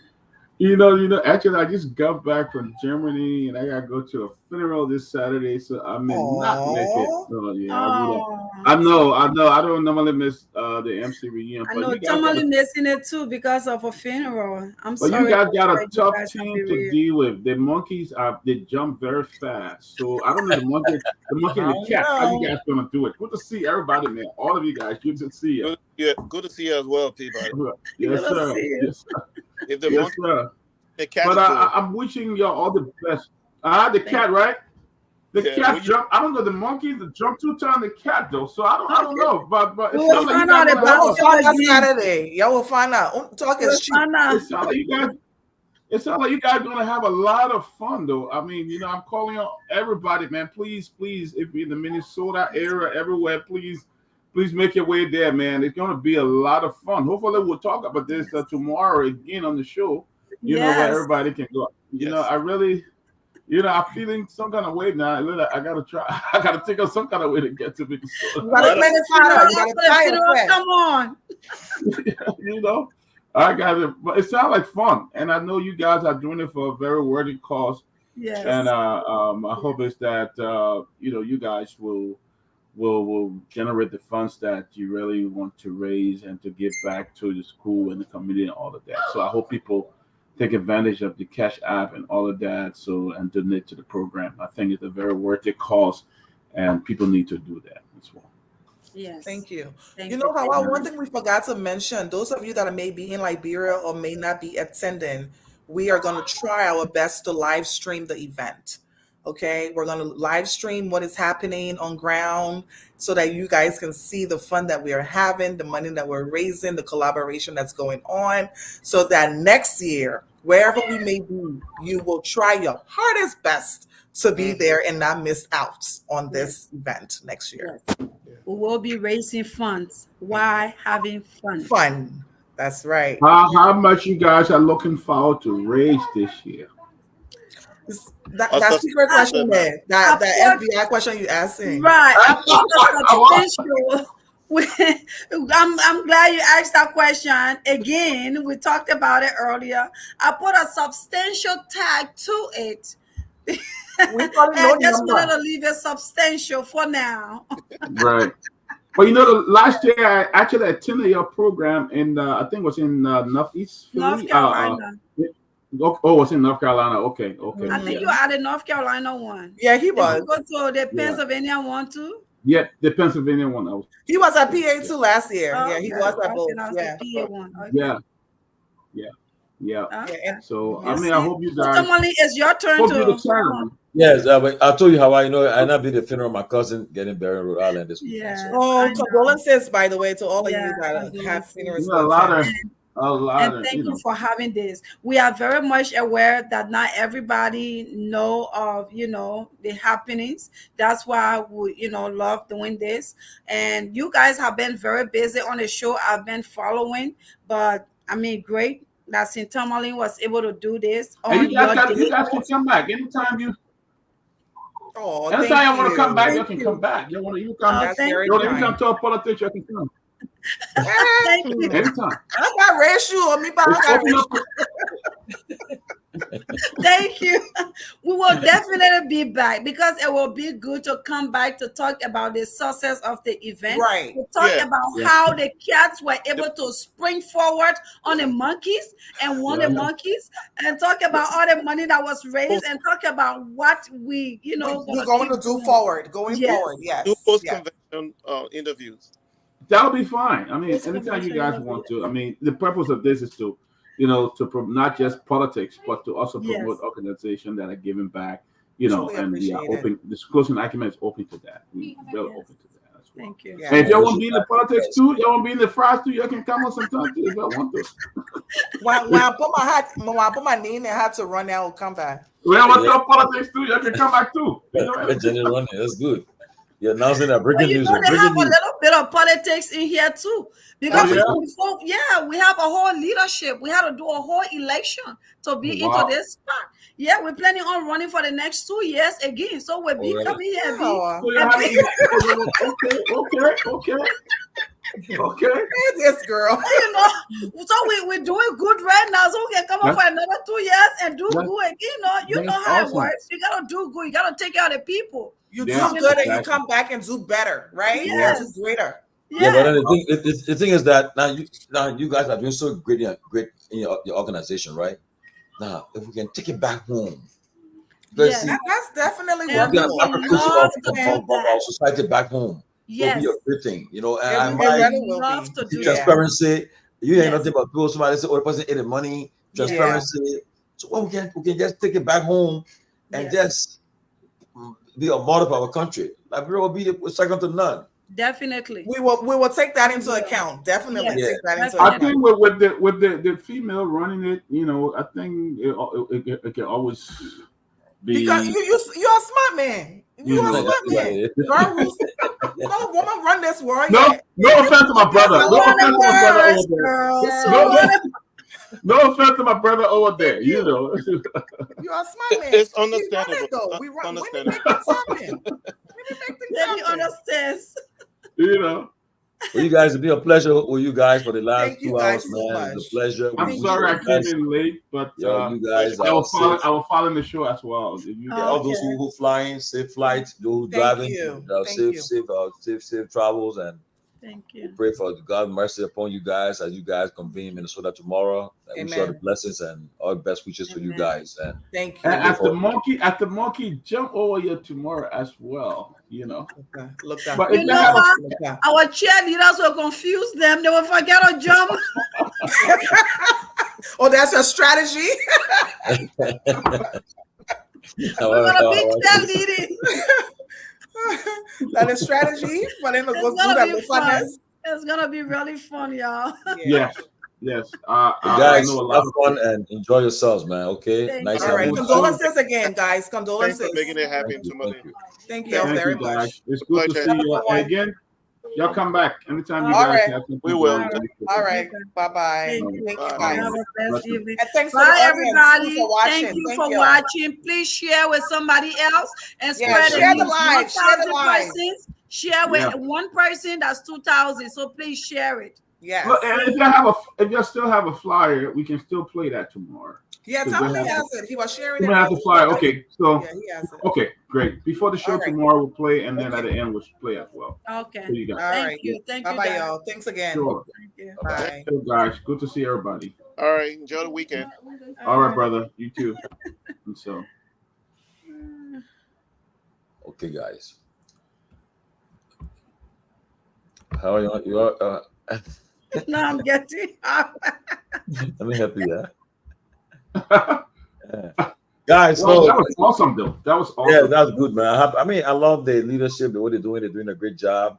I followed them. I followed the show, and I think the interview went great. I think thank you, bro. they're doing a great job, and I think everybody needs to go out there and support them as well. But I follow it. They all did awesome. You know, I mean, giving back. You know, that's my area. I love to. Oh yeah, just be part of. That's one of your great assets there for you. You know. Yeah, you know, so it'll be a great time. I know a lot of folks that is going as well from a lot of folks that are going, so it'll be a real good time. I wish I could, man. I really would love to go there. Sure, I would have gone, but I got to Hawaii the funeral. I can't. Yeah, so. But guys, look, we have the next 45 minutes. Let's talk. Over 70% of President Bouaga government officials refused to declare their assets, according to the LCC. They said that 26.5% declare the asset at the three branches of government. That's a shame. The legislature has 73 members. Only 26 declare the asset. This the Liberians. Okay, you go to the Senate. Only 12 senators declare the asset. 18 have not declared the asset. Okay, 47 law representatives have not declared the asset. That's a shame. It is. Appointed by President Bouaga. 1,281 out of that amount, only 322 have declared their assets. 959 yet to declare the asset. Also, officials who were appointed by President Bouaga on control of the procurement declared the asset executive. The judiciary, out of 333 persons, only 28 declared the asset, including judges and administrative staff. The judiciary who did not declare the asset, 305. That's a shame. That's a shame. You see, and then if you the people enforcing the law, who should be interpreting the law that said, how do we know what was your worth when you enter office? How much you worth? What much money you have in your account? What your property value? You know, but you enter office now. Then when people actually say, "Well, you just enter office now," see you with this big home and driving this $80,000 car, then you're gonna say the people are jealous of you. No, that's not how it should be. You know, it's a shame. You know, but it's a shame though. They gotta enforce the law. Nothing would change. As I said yesterday, Liberia will remain Liberia. People will be dishonest. They will cheat. The people who are enforcing the law will do the same thing. So it's sad. Nothing going to change. So we're just going to sit here and talk. But Liberians our officials are not ready, and the government's not ready. You know, it's just going to be the same. One group come, chop, leave. After 6 years, another group come and chop again. So this is what's going on. This is exactly what's going to happen. You know. So all the noise after the asset declaration, there's nothing going on, brother. It's the same old thing. There's nothing going on. You know, it'll be the same old thing. Liberia, Liberian people are the same. You know, they don't care. They do the same old thing. Corruption is embedded from even the youngest child up. You think anything going to change about that country? Country is so divided. You know. So, and then I see people, I don't know, you know, like I was talking to someone today, and I repeat, let me be very clear. I'm not opposed to audits. I'm not opposed to for them to prosecute or indict, whatever the case, those who betray the public trust. What I'm saying is that in order for you not to appear as being selective, you should do it across the board. Okay, yeah, the argument, yeah, okay, CDC did not audit the UP, yeah, but yet and still, audits that were done from 2020 from 2006 to 2023. That's what I want to see happen from 2006 to 2023. If they can do that, trust me, I would talk about it every day. We'll promote it, because there are a lot of people who hands are in a cookie jar. Honestly, a lot of people who hands are in a cookie jar, and if you need to come and discuss it. You discuss it. Be honest with the people and discuss it. You shouldn't cherry pick it. And another thing I want to say is that I know people have been posting videos of protests in other countries in Africa, like Nigeria right now, other countries, and they have what they call the copycats. People can copycat and do all stuff too. And right now, our peace in our country is very fragile. Okay, the best to do is to ensure that everyone is treated fairly and equally before the law. Okay, and not because you empower today, so you feel that you take advantage of other people. No, or you want to exercise, flex your muscle. No, you can't do that because some people would think differently, and things can happen. What do you think? And you don't see people protesting and protest. It's a right to protest, but most of the protests that they are not being treated fairly.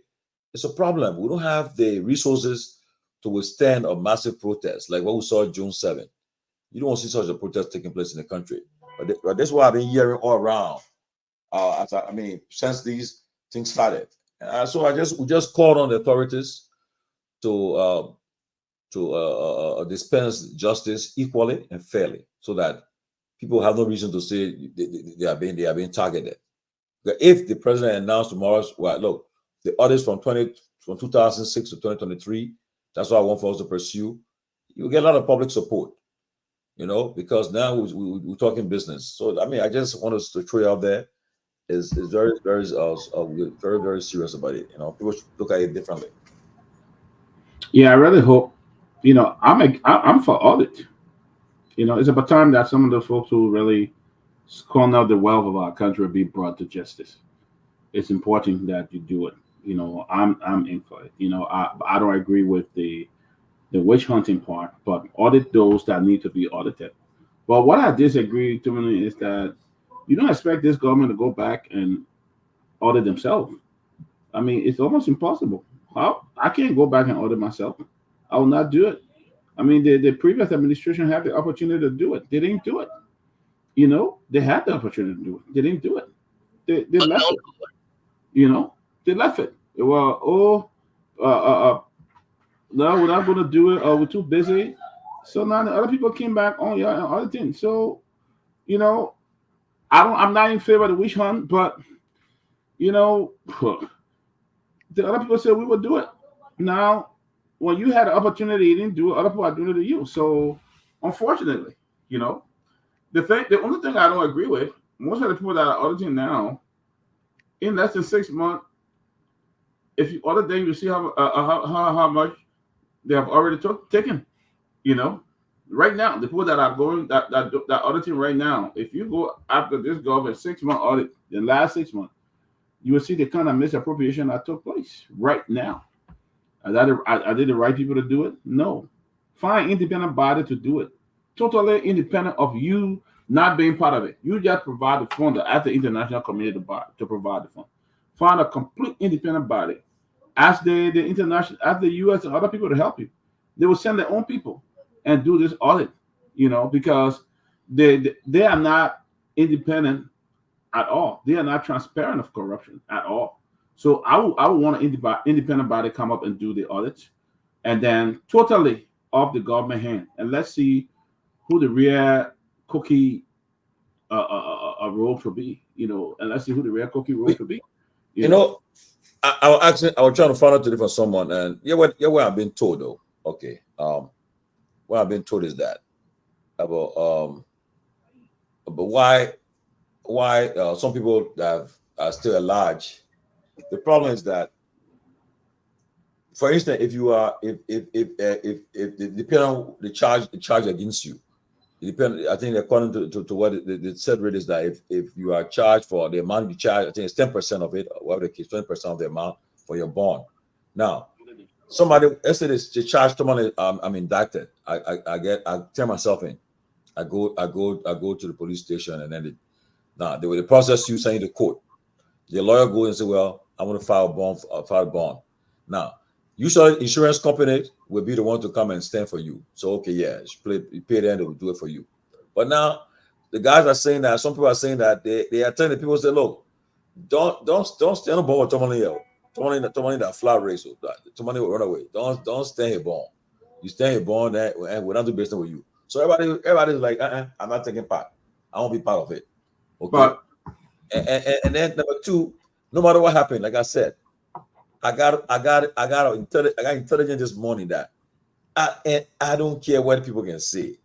That one of the main things they put after, they want to put handcuff on the people's hands, put them in the pickup bag, parade them, and chunk them in jail. Even if they say that and they will do it for 1 week, 2 weeks, they will do it. That's a plan. They want to do that. And it shouldn't be that way. If the person filed a bond, the person telling himself and filed a bond, let it bond and be accepted. Once it's a genuine bond, let it be accepted, and they have the day in court. If they are found guilty, yes, they will get sentenced. Okay, we want to see it happen, and that's what's happening though. But too many, yeah. Honestly, Chuchu Jones, welcome, man. Welcome, thank you, guys. Jones. I appreciate honestly, it. Honestly, too many. To be honest, I don't know where standing for may be.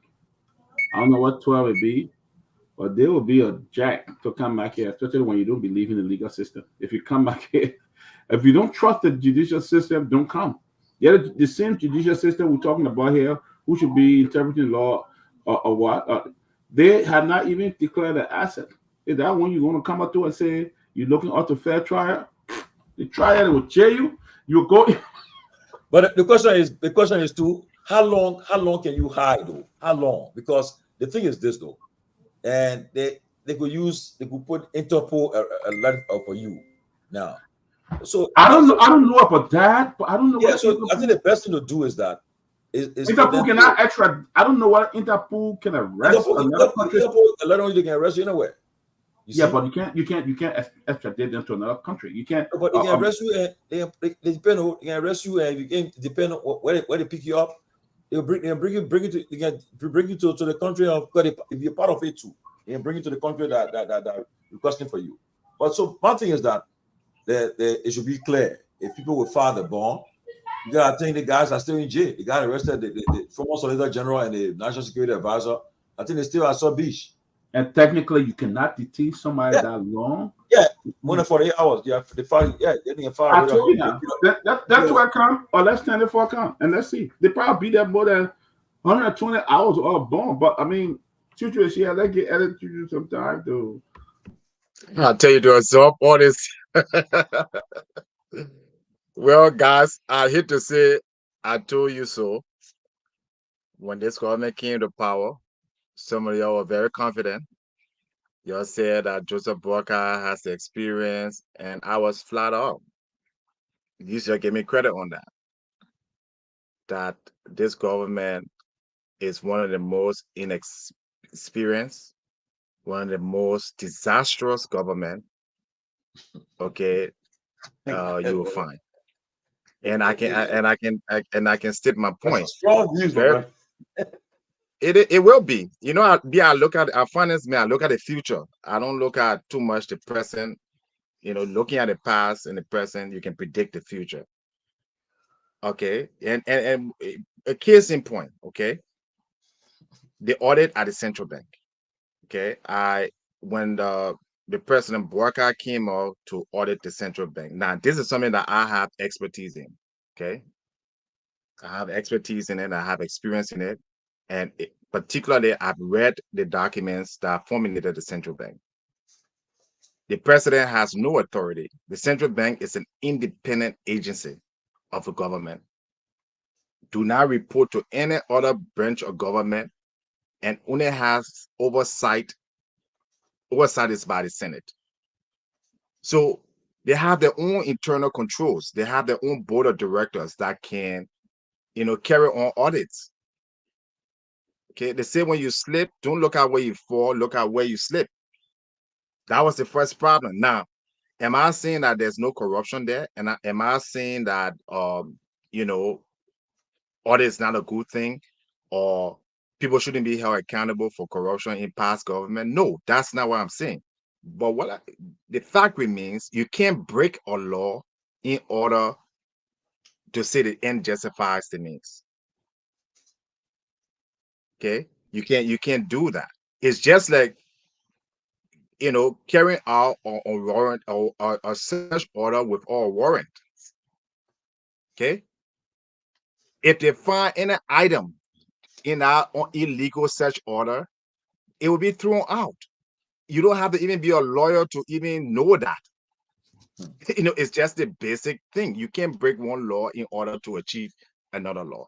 So when I saw that, I was very outraged because, first of all, part of the reason why I'm very critical of, the quote unquote economic and finance people in Liberia, the Kafuan, the John Malus that run around the place, they all should be familiar that the central bank is independent. The reason the central bank is independent is because you don't want it to be influenced by the government and the president.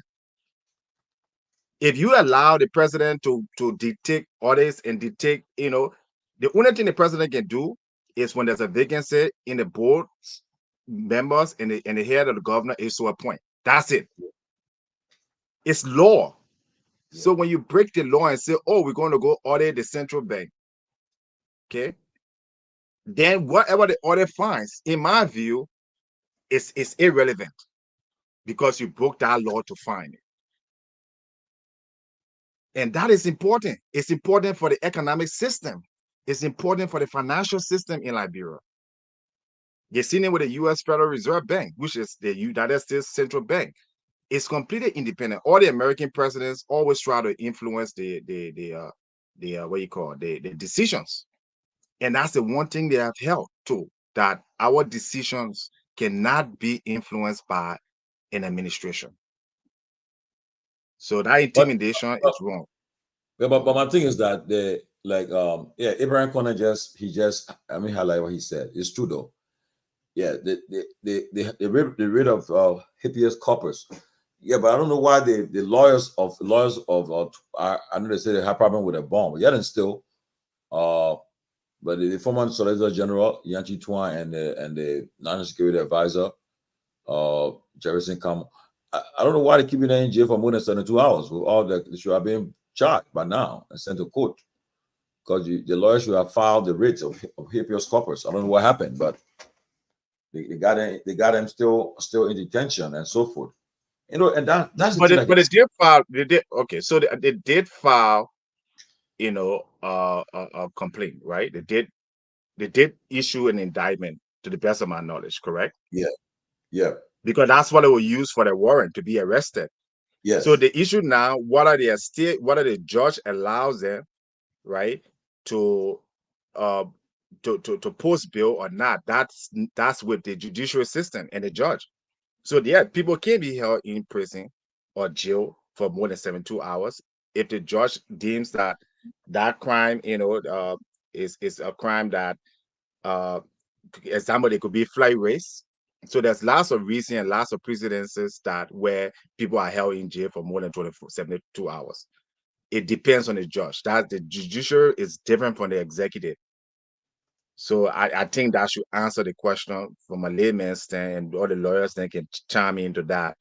But yes, people have been held with all bond. You understand? And that has to do with the judge. Yeah, but it depends on the crime, though. The crime, if the crime is billable, I mean, it's not like you say this person is the guys are murderer. I mean, like people who committed atrocities. I mean, like committed murder or so. No, but financial espionage, Tomalin, financial espionage, which I think some of them were charged for that, is a very serious crime. It's a crime that almost. Yeah, but from what I read, it's biddable. So if there are certain crimes that you commit, okay, like somebody open fire and who's a terrorist, yeah, the person is poses threat to the security. No, Tomalin. Yeah, but if you're accusing us, It can be even something like, hold on. It can be even something like, let me give you an example. It can be even something like somebody violates what you call the thing, a restraint order. Okay, the judge can use his discretion. There are certain discretion of each judge. So you can say that just because it's not a violent crime or it's not a serious crime, it goes back to what the judge has within his parameters. Judges have a lot of power. If the judge feels that this crime warrants the person stay in jail and not be billable, the judge can do that so long as if it's in his purview. I disagree with you, man. I don't think that how it works. So let any lawyer come on. Let lawyer. A lawyer can clarify that because you call Brady, call all the smart lawyers, then let them clarify. You charge me. You charge me for some. I mean, the thing is this. That's why you're born. The bond that you putting forward, because it's telling me, so if this man leaves, if this man escapes, or this man takes off, yes, this is what will happen. Okay, this is what will happen. So, like for instance, I mean, there's certain crimes that are not bailable. Like I know, on our law, like I know that it passed a few years ago about rape. Yes, rape is not bailable. Yeah, but I know anything in the law that says that if you're accused of stealing money, public money, yeah, you cannot file, it's not bailable. No, I don't know about that. Yeah, and that's why I get disappointed about some of our lawyers and intellectuals, because this is stuff that the public is kind of wrestling over. You know, where are the Tawan Gonglos? Where are the Jerome Verdiers? This is time that people need you to interpret the law, that you guys, as lawyers and public figures. You know, I'm not a lawyer, but I'm just giving from my own little man standpoint. So go on the radio and help the Liberian people. You know, obviously it's debatable. It's an issue where one lawyer may say one thing, another lawyer may say, you see that all the time on CNN and Fox News, where, some people say, for instance, Trump should have gone to jail. Other people say, and the ultimate point was the judge decided what was right. Okay. Yeah, I think it's the same situation. He has been convicted, so it's now within the judge own purview, within his own school of authority. Yeah, okay, that particular one. Like today, a gag order was he wanted to deny him. He said no, we'll keep it on you. The gag order, he asked for them to drop it. He said no. They say we'll keep the gag order in place. You see, so but for this, like I said earlier, those who betray the public trust must be held accountable. But just that you should dispense justice fair and equally. Okay, everyone is considered innocent until you are proven guilty by a court of competent. Like I said, we have judges. We got cabinet Janet. We got very fine judges. Let them come on the air and interpret it. They know the Liberian law. I mean, it's true though. We'll reach out to some of them to please do that. Just give me a minute, to come and help us, but folks, I know today was not a regular day, but we just wanted to bring in some politics. We still got the next 30 minutes to go.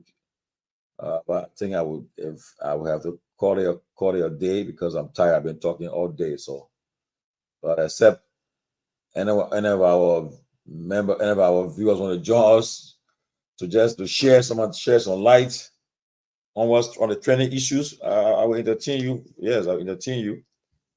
Ask me for the link. I'll send you the link. Yes, let's all share some interact. Right. Great. So we got a lawyer coming on. No, I say maybe if anybody who's listening is a lawyer, you want to reach out to me to share some light, I will send you the link and you can join us in the next few minutes. Like today was not one of our regular show day, but We had to do it for our friends from Cathedral. So that's why we give them the opportunity to come. But besides that, Yeah. So, Timley, also, what did you think about President Weah's speech? well, okay. The speech of the president yesterday. It depends on which lens to look at it. You know, there are people that on different sides of the aisles. I mean, people felt that okay, if you support the CDC, you support CDC or President Weah. I mean, whatever the case, you would say it was a measured speech, very measured. He recognized he put the government on notice that they are going after his former officials, and it should be done across the board fairly. Believe that he gave instances, he chronicled things that have happened over the course since the government took over, and they are. And then at the end, he said they were going to resist politically, resist any attempt to continue to come after them. What that resistance mean is something that will be. That's why I said I wish he had taken questions. Because somebody would ask him when you say resist, what it means, what you gonna, what will be the steps you're taking, so forth. Some say it was time that he speak up. No, don't But forget, Timley, what do you say? You're a he's a very powerful man, Labira. Well, what's your view? What's your yeah, good but speech? yes, don't forget now. Just Weah is arguably he's the leader of the largest opposition party in the country. And the main opposition party, he's the leader of that institution. Yeah, for me, I would say that his speech was measured, very measured, in the sense that he calling him on boycott and his government to take note of what they have been doing in the series they took over, and that he accused them of witch hunting, political witch hunting, and whatever the case, and that they're gonna resist. That's why I said I don't know that it needs to be further interpreted what he mean by resist any attempt to come after them further. So that's why I hope we'll try to get some of the officials, the CDC, to come and make some clarification on what he mean by resist. But again, he fell short of saying a official should turn themselves in. He did not say so, and so forth.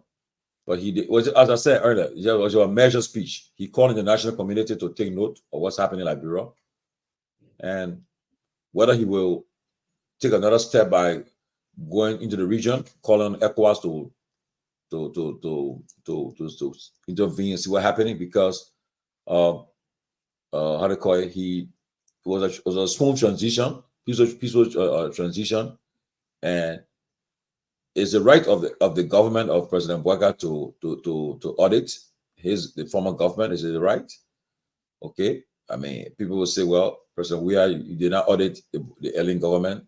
Bouaga has promised the people in his election that he was going to audit your government, and he perhaps now double down. He's trying to double down on his campaign promises.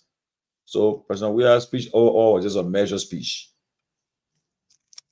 Okay, so well, yeah, but I don't understand. Timothy, help me here. Yeah. So President Weah called it a witch hunt, and so that's Tour, right? But Tour said he's going to defend himself in the court. I'm reading from front page where he on his Facebook page. If he's going to defend himself in court, why is he still on the run? Yeah, but don't forget now, there are people. You see, Liberia, right? That country. There's a funny country. Well, hold on, 1 minute. Go ahead.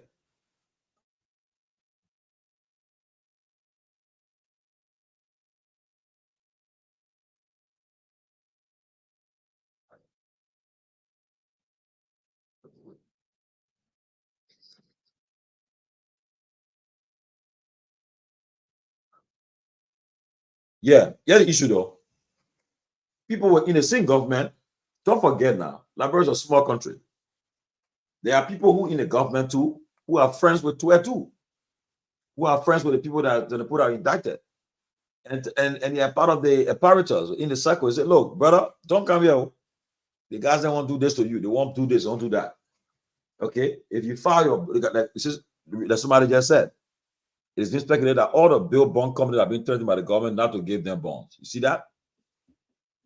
Tell me now. How much is the bond? Do you know how much the bond is? It depends on the amount they're being charged for. I think it's, the amount you charge for, I think it's 10% of that amount. Yeah. Okay. But the So thing you're is talking this. millions. So you're talking millions of dollars here. Okay, yeah. So now, when an insurance company will take that risk, okay, I will we'll grant it, we'll come up with the bond for the guys, then for them. But then it's been fact there that the people tell me and said, look, Ellis Jones, your insurance company, you better don't get involved in anything. Don't get involved in that. Let me tell you. Now, even if you still get a bond, they tell you, say, well, based on information, you are flat risks. You can't go right now. We'll let you go. So the idea is they will go. It's like the one you must get that. Look, this is what I'm hearing. You won't see me in handcuff. Just that. Yeah, but I mean, come on, Tomalin. You live in a country. No, hold on. You live in a country. You live in a country with law and order, right? You live in a country where a former president, a billionaire, okay, was put in jail. And I'm sure most of you guys was even rejoicing. Okay, Donald Trump doing his trial, he was put in jail. Hold on now.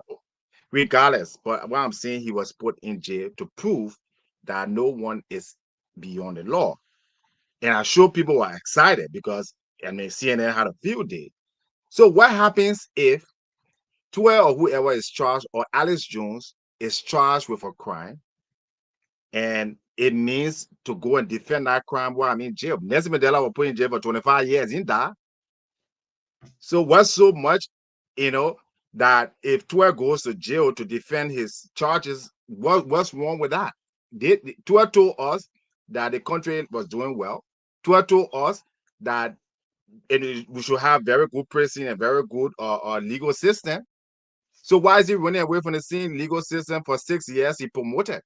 Why is President we are now the same law and order 6 years ago that he was telling the Liberian people that we have peace in for the United Nations, we have the rule of law, and he's a law-abiding person. So why you can face the charges?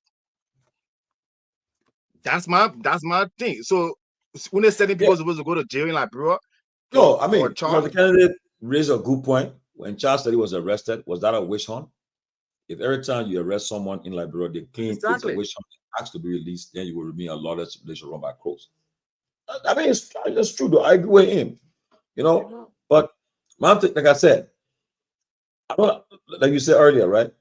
Often if just now if somebody accuse you or something, they accuse you or somebody accuses, oh, that did this thing. When the cops come, the first thing they want to do before they talk to you, they even want to even carry you. They'll say the owner they won't put handcuff on you. It's not mean that you handcuff you. I mean you criminal, but it's just for the own safety. That's the procedure. Yeah. So and that's it. But I mean, what we're doing, and I think what the CDC is doing, on the one hand, is disingenuous. It undermines the legal system because what you're saying is that whenever somebody you like or somebody who used to work for you is charged does not mean you committed a crime. Then there's no legal system in Liberia. Most of the judges in Liberia, Judge we are appointed them over the last 6 years. People on the Supreme Court. Yeah, but my thing is, so now if the man goes in peacefully, takes himself in peacefully, okay, the lawyers go and come up with and charge and come and file a bond for him. If the bond is legit, it's genuine bond, you should be able to let the man go home. Okay, but that's up with the judge. Tomalin, you have a separate branch. You can't on the one hand say Liberia is a country with functioning 3 branches of government, but then in the same vein you are saying no, the judge would not adjudicate the case based on the merit and the facts. Then you undermine the whole country. Then we shouldn't have a country. I just agree. The judge does not report. Hold on. The judge does not report to Joseph Boakai. You could have been a judge. You could have said there's no bond. The man doesn't even have the PNF bond. That the judge make that determination he has that discretion. So if the judge saying it and you still seeing that Joseph Boakai, then we don't have a country. Because No, from my little civic knowledge, the law say you can file a bond to ensure that. Yeah, no, I'm just saying. Yeah. So apply the law. But don't because, yeah, but the judge can still throw the case out. The judge can throw any case out if the case is seen to be political or the case does not have merit. Okay, when they prepare the indictment, they carry it to a court. A judge reads it and looks at it. If it's a grand jury, then people look at it, which are people with expertise, before the indictment is sealed and submitted. So you're saying that our whole judicial system is controlled by Joseph Boakai. That's the only thing I would think. No, what's to be a felon? But my thing is that, yeah, I mean, you want to test it. But example, okay, why is Yankee Twan and Jefferson staying in jail? You charged them already. You know how long it been? They were charged since when? Today is Thursday. It been 72 hours. And that's where and that's where the lawyer did try to secure a bond for them, but it was denied. Okay. So tell me now. Good, because I can say, any lawyer come on. First of all, there are many people in Liberia jail today for more than 72 hours without charge. Why are we not raising question about it? Why the We Are administration, the largest political party, is not fighting for the people? Just as anyone is being affected by a broken system, it's just as important as Alice Jones or Samuel Tuet. So if other people are there who've been there for some months in our central prison, we're all being charged, and nobody says anything about it. But when it comes to Samuel Tuet or Alice Jones or Tomalin, then there's a separate outcry. We're disingenuous people. Then the law should apply to everyone, the big and the small, equally. So we can make that case that they've been there for 72 hours and they haven't been charged. They've been charged with a crime. They're charged with economic sabotage. Go ahead, Brian. Yeah, good evening, my brother, and good evening to you. Yes. You know, the topic is very interesting, but being a legal issue or legal matters, I think the legal mind would be of importance in this topic. Maybe you could, if not tonight, because you kind of exhausted. Yeah. I think we can find a way to invite some legal luminaries to come and help. But here's what I know. So obviously, I mean, if you did business laws in school, and then you're kind of familiar with some of the scene, especially if you are equally or involved with some of the legal issues in Liberia, you'll be so knowledgeable. Juju, for the record, nobody, whether somebody come in their defense or not, nobody should be here more than 72 hours without court appearance. I can tell you this. In 1997, Timberlane, my younger brother got murdered. Wow. And we had a case at the criminal court C. I mean, at the time it was criminal court B. And then T.C. Guar was the Solicitor General at that time, during the Taylor era. And the police delayed the arraignment of those suspects in court in criminal court B at that time. And their lawyer filed a habeas corpus law, and those people got free. Though they got rearrested later, but they got free. The court said that you could not hold those people responsible. I mean, held 72 hours. So it's a law. Whether people are languishing in court or not, it is a law. It should not be violated. Full stop. So now, what you can do, you can arraign the person in court and everything if they don't have a bond or something, or if there is any other reason for a judge to use that discretion, that's not a ball game. But they have to appear in court, familiarize them with their charges in a particular, whether it is the magisterial court or something, and then take them to the necessary, could be a criminal court C or D or whatever, or criminal charges. But, Chuchu, the law is being violated continuously in Liberia almost on a daily basis. Look at what happened at the central bank right now, Juju. The law states that, in fact, the removal of the governor of the central bank is the prerogative. It should go through the legislative branch of government, familiarizing with all of the things. But here's the thing: the men have been suspended without pay, and immediately a nephew of the president is appointed there. So how do you rely on such a law? I call it a legal system. So it's not a question of whether people are afraid of not to be prosecuted. That's not a question. And besides, the reason they were stated that the system is being weaponized.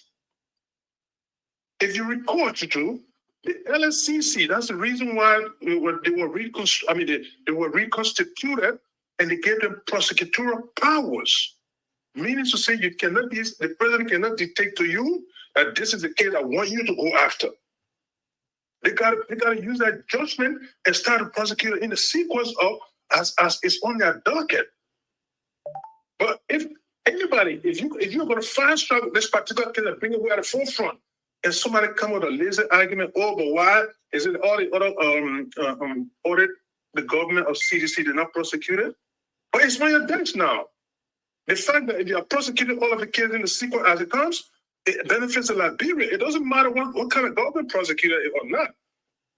But everybody will see this thing that it's politically motivated. Because like I turned it early on, let me close on this. Like I turned it early on, that in fact, Bill Bond Company have been kind of scared or apprehended because receiving information that they cannot run the bond because this is a billable offense. This is a billable offense. Full stop. So I just wanted to inject that again. Legal come in on the show and they help us because I know people are speculating. It getting close to President Weah.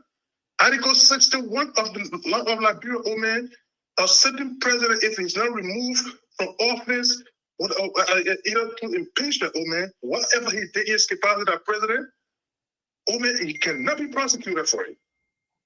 So let people just get that straight. It's not an easy thing to apprehend a former president that left office ceremoniously for you to prosecute that president. You guys can reference Article 61 and see what it says. But it's just my little knowledge on the legal system in Liberia. That's why I just wanted to add 1 or 2 cents to it, man. But thank you, guys. Thank you. Okay. Yeah, but very good. But if anybody in the mind is thinking that George Weah will be arrested and handcuffs or and it won't happen.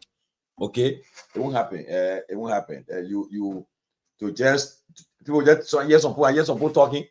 They were gonna arrest Weah. No, it won't happen. Let me let them know. You got long to wait. It's not gonna happen.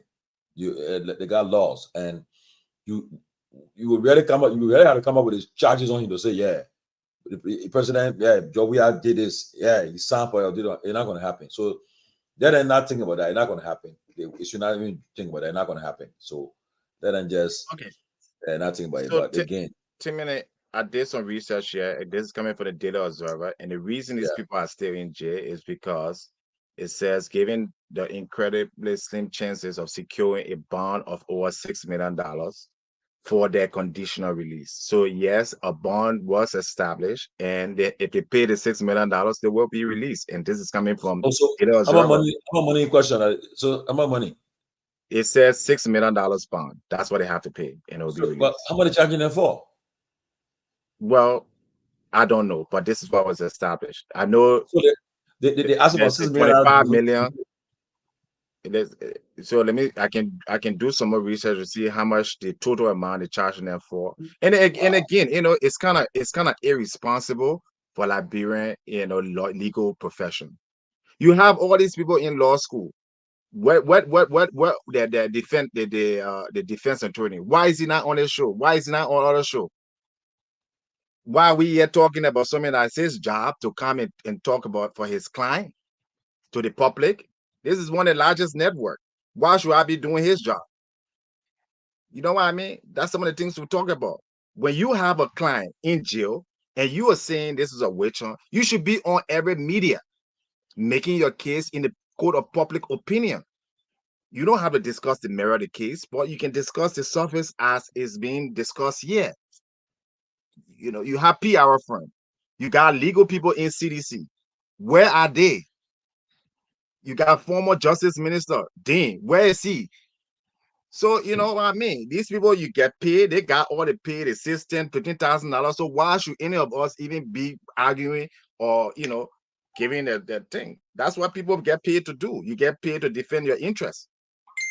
You know, so like I said, I can just give my own opinion. Like in terms of the central bank, I know that the Walker administration had no authority unless they changed the central bank act, the act that created it, that he should not have any authority to suspend.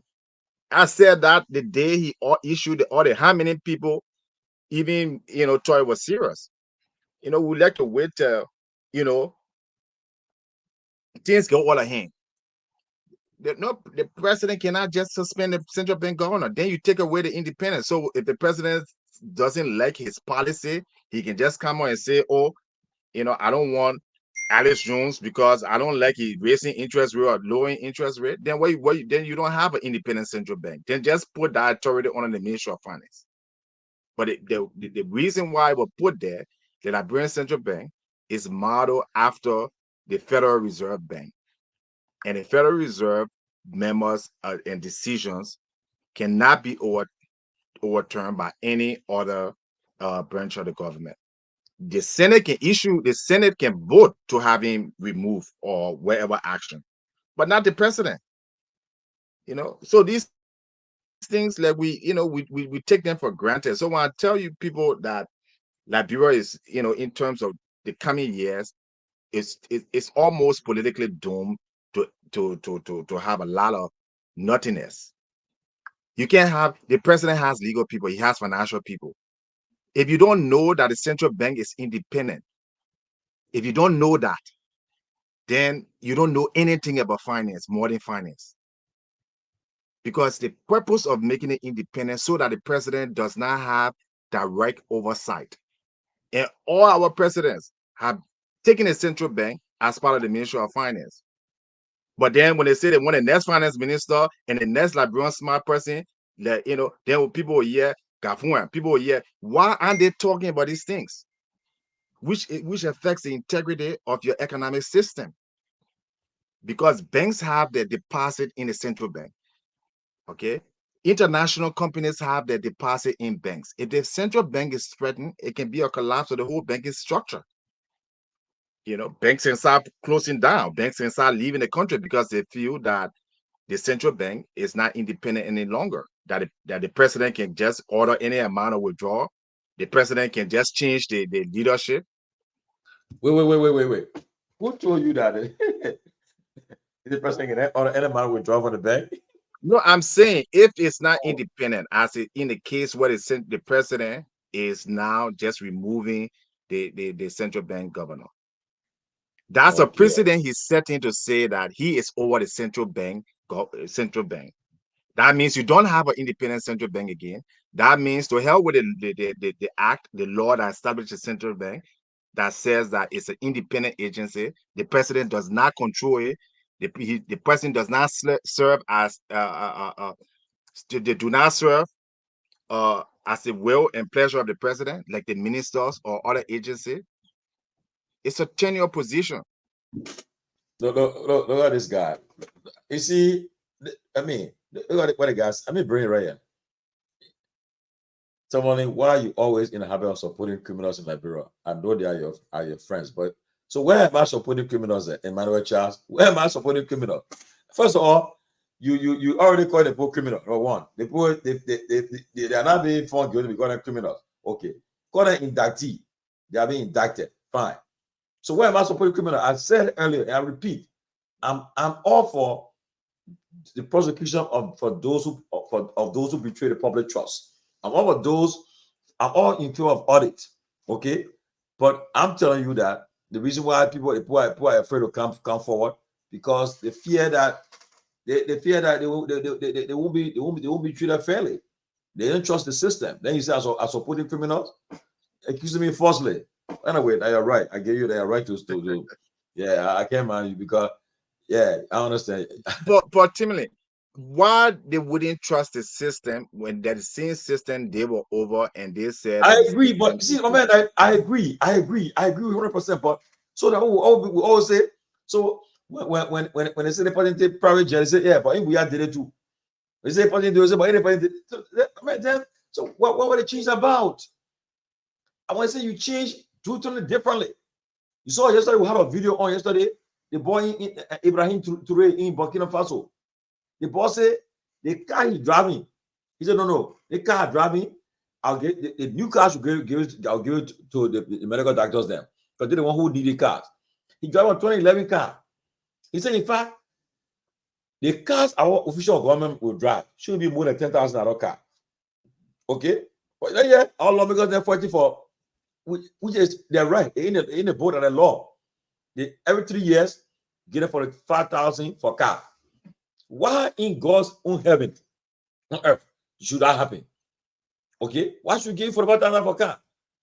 And you can say, look, they get it, man. It you're giving car now 10,000 car. Where should you want to do to carry that car? Look, Alex, I'm slow. Go to Labrador. You see the phone. Look, in Labrador a few days.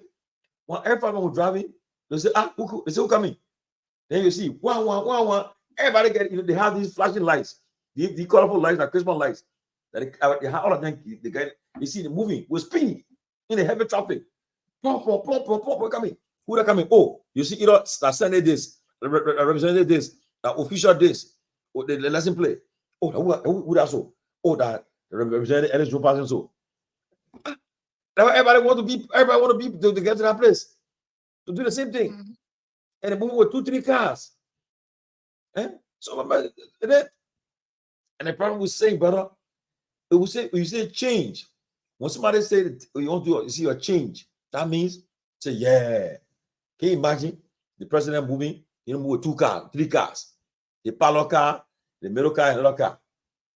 Except where if the security intelligence say the threat level on the president is high, then you increase it. But bro, don't tell any kind of security light on that country to say, yeah, people trying to do something. No, But if somebody takes office and they say that brother change country now for true.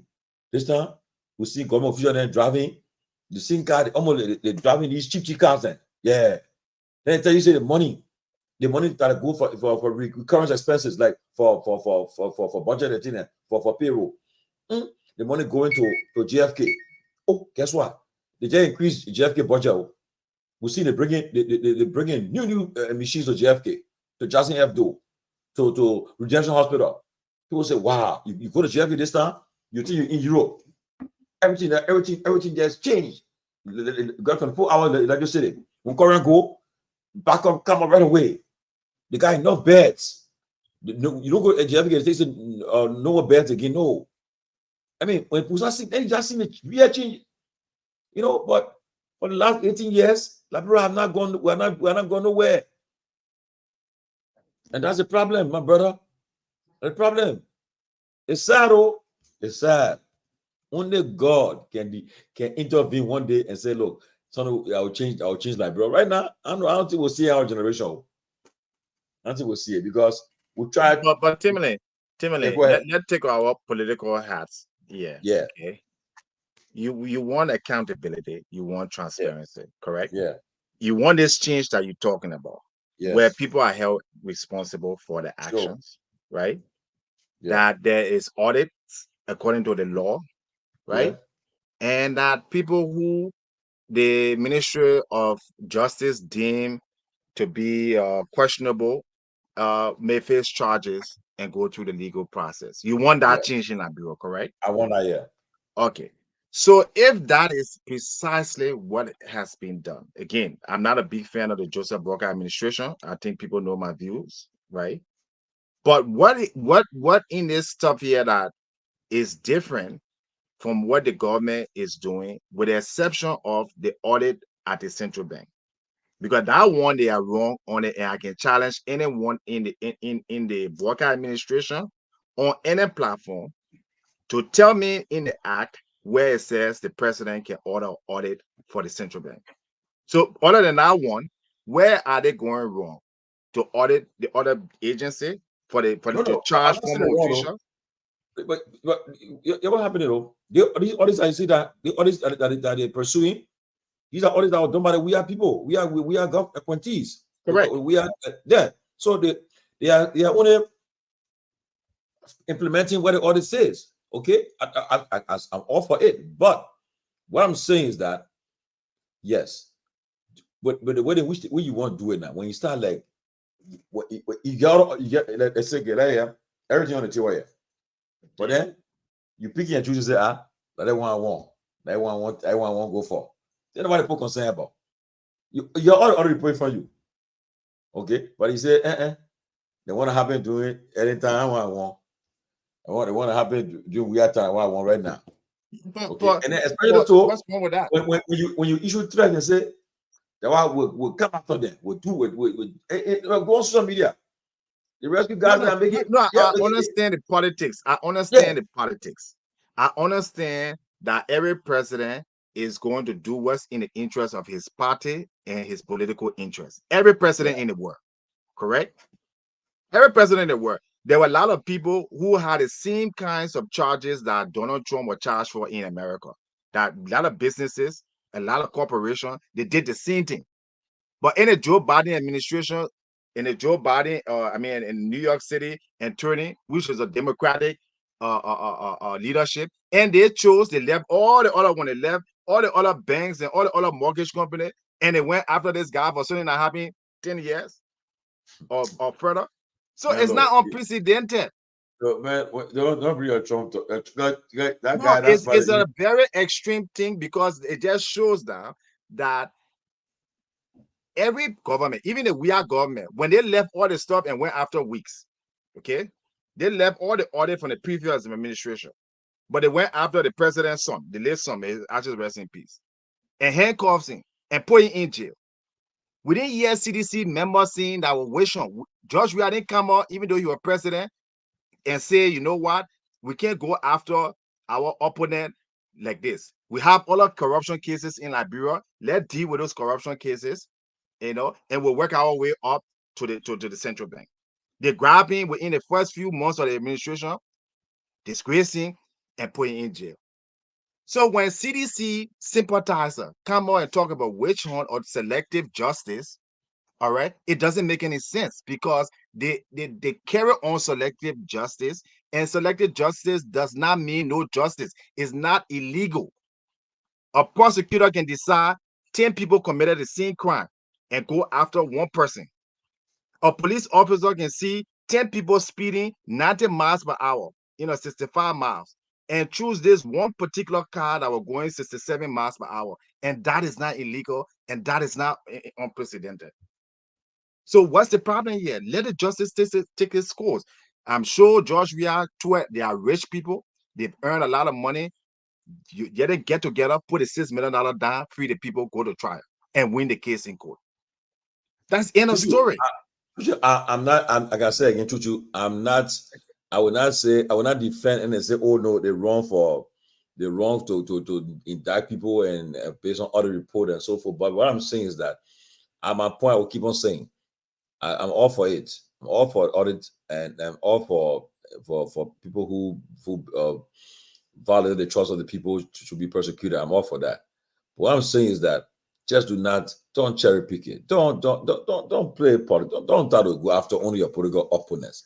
Because I'm telling you, there are people in the legislature right now, in the government, from the very rescue team that if they go after all the audits and put it forward, most of them will be the same thing. Totally agree.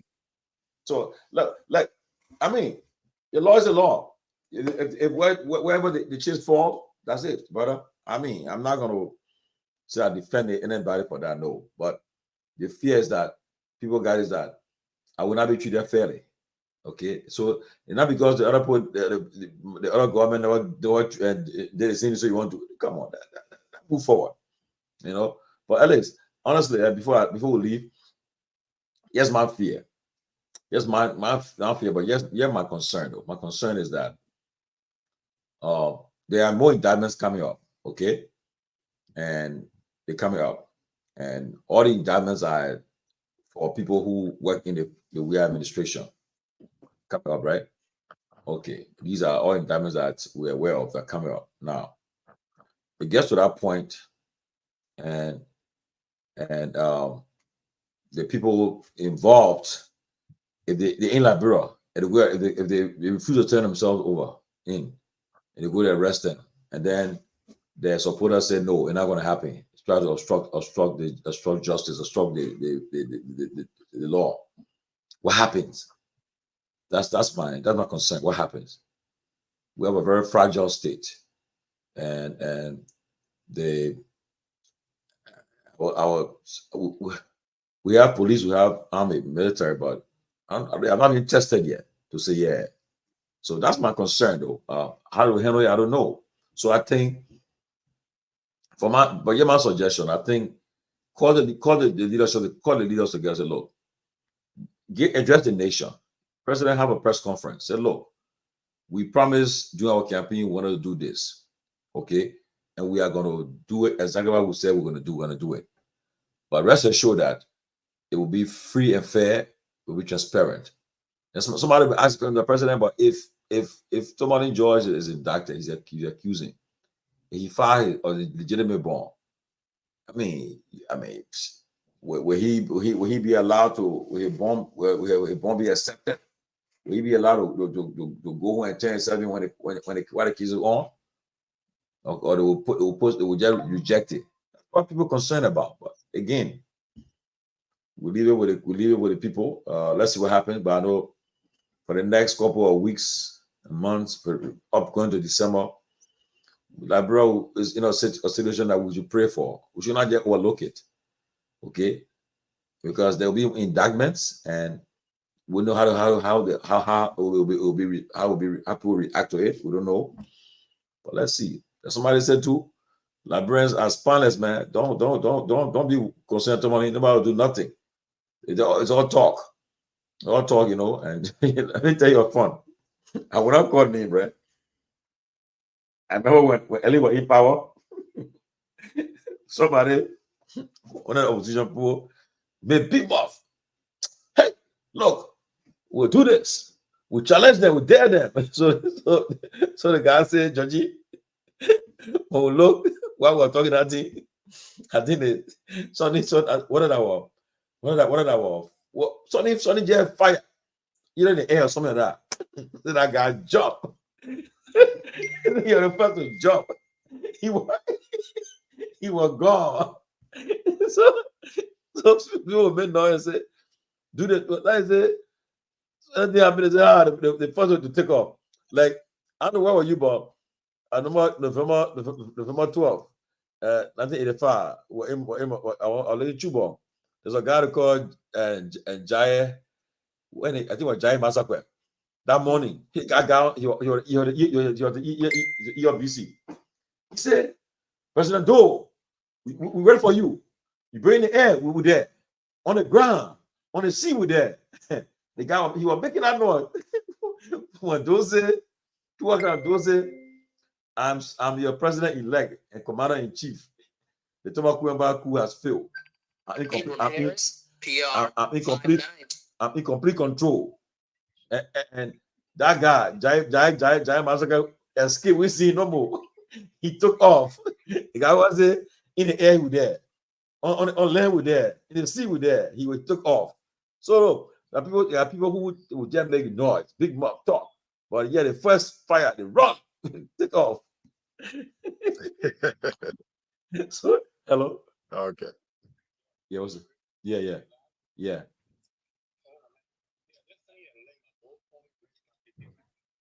Okay, after the show, I'll call you back. There you go. Yeah. What you do, man? I think we not play one part, so let's call it a day, man. Okay. Hey, you mind? Just 1 minute. I just wanted to point to the article in the Central Bank Act. Go ahead. Okay. So in the Central Bank Act, again, you can find it on the website. it talks about the internal and the external audit. It says the duty of the chief internal auditor is necessary, assisted by other internal auditors, should be to perform periodic audit, review financial statement, prepare and submit to the Board of Governors. But it also says here that they can have an external auditor, and the chief internal auditor of the central bank should be appointed by the Board of Governors based on recommendation from the audit committee. And again, it said this person cannot be a member of the government. They cannot be part of any bank, and you can see the qualification. So when I tell the Liberian people that the President Boakai is violating the law to audit the central bank has its own audit committee. It has its own chief internal auditor. It's right here in black and white. This is part of the law. It was signed. This is the 1989 Central Bank Act that was also approved and updated in 2020. It's a gross violation. But I think the central bank governor didn't even realize that that was an illegal stuff. He should have filed a complaint with the courts to stop it. That's what he should have done. And using the laws of the central bank, he would have been fine. Because it clearly said again, no person should serve or remain chief auditor who is an official or salary employee of a government ministry or other public entity. So that includes the General Auditor Commission in Liberia. Except for teachers or professors at a university. They cannot be an official of a political party or an official or employee of a financial institution or a beneficiary owner of an equity interest in the financial institution. So the law is there. The problem is the CDC people, man, come on. Hello. You need to, have people to represent your interests. Yeah. That audit was a flute. Okay. The law is right there. I just read it. Article 55. The President Joseph Boakai does not have any right to appoint any chief auditor at any central bank. Say Alex Jones said it, and I challenge anybody in the government administration or in the Unity Party to debate this, where they can show me one line in that article that says that the president has the right to appoint an auditor or use the auditor general to audit the central bank. That's why our country can go nowhere, because we're breaking laws in black and white. And that's what upsets me as a student of finance. Abraham Corney. Yeah. Thank Hello? you. Great show. Hello? Yeah. Okay. Good. Yeah. But I wasn't getting it verbatim, but that's the law that guides the central bank. That's the guardrail. Because, mind you, even before the IMF started working with the Liberian government during the weird era, the central bank was one of the areas that they really wanted to be in check. So based on that, they made sure that everything at the central bank there was in order. Now, but you have a government right now. The new strategy is that those changing positions, because the Senate refused to confine the people, so the strategy is that we'll be suspending them and replacing them. Because the suspension, the president can suspend. So he suspended, mind you, the LTA, they suspended people for investigation up to today's date. Have you heard about any investigation further? Well, nothing. So they resigning already. Resigning. Yeah. So nothing. So my fear here, Tomalin, is that don't be surprised when they start to move up to the election commission and start to remove the commissioners from over there too. And that's the fear. Because the strategy, the Senate emphatically stated that we will not confirm people that have been removed from any position. Maybe they're going to change it tomorrow. I don't know. Oh yeah, but I mean, I won't have time again. But let me say this though. I'll tell you the truth, right? Look, if you think you people don't understand how to play the system, these guys know it. So to these guys, they will do everything to stay in power. They'll do everything, and they're not gonna. The way CDC conducted themselves, you people are not gonna do it though. I tell you the truth, they're not gonna do it. You people play the game. First of all, they will change the entire NEC. By the time the next election, the entire election commission will be changed. Forget it. They will move that. The Supreme Court next year. Supreme Court justices. No, but already don't forget now. The president appointed President Mugabe appointed one person in replacement for John Nande. Nangwe. He will appoint the chief justice next year because adapt the chief justice tenure or whatever. Yeah, she'll be resigning. She'll be retiring. And mind you, so the president got a lot in favor to appoint 3 justices of the Supreme Court. Yeah, the president has a lot of wiggle room. We agree, the Liberians need to understand that the justice system is being trampled upon. And if anybody think that Tomalin George or Abraham Corner will be charged, just avail yourself, it's not a question of somebody afraid of justice, afraid to be prosecuted. It's a question, the fair and expeditious judicial system. That's the issue that people talk about. Because if you're going to deliberately, your own law that will act on your government for 12 years, you're literally violating everything. You're removing people. You're suspending people without pay. And you said they're going for persecution. LTA, up to now, we have not heard anything since they removed the people and replaced them with these guys over there. And that's it. So it's a question of, we need this place and we must get it. Then the nepotism upon it, Tomalin, is mind-boggling. Because the guy you're talking about is Samoa. Samoa's an IB bank.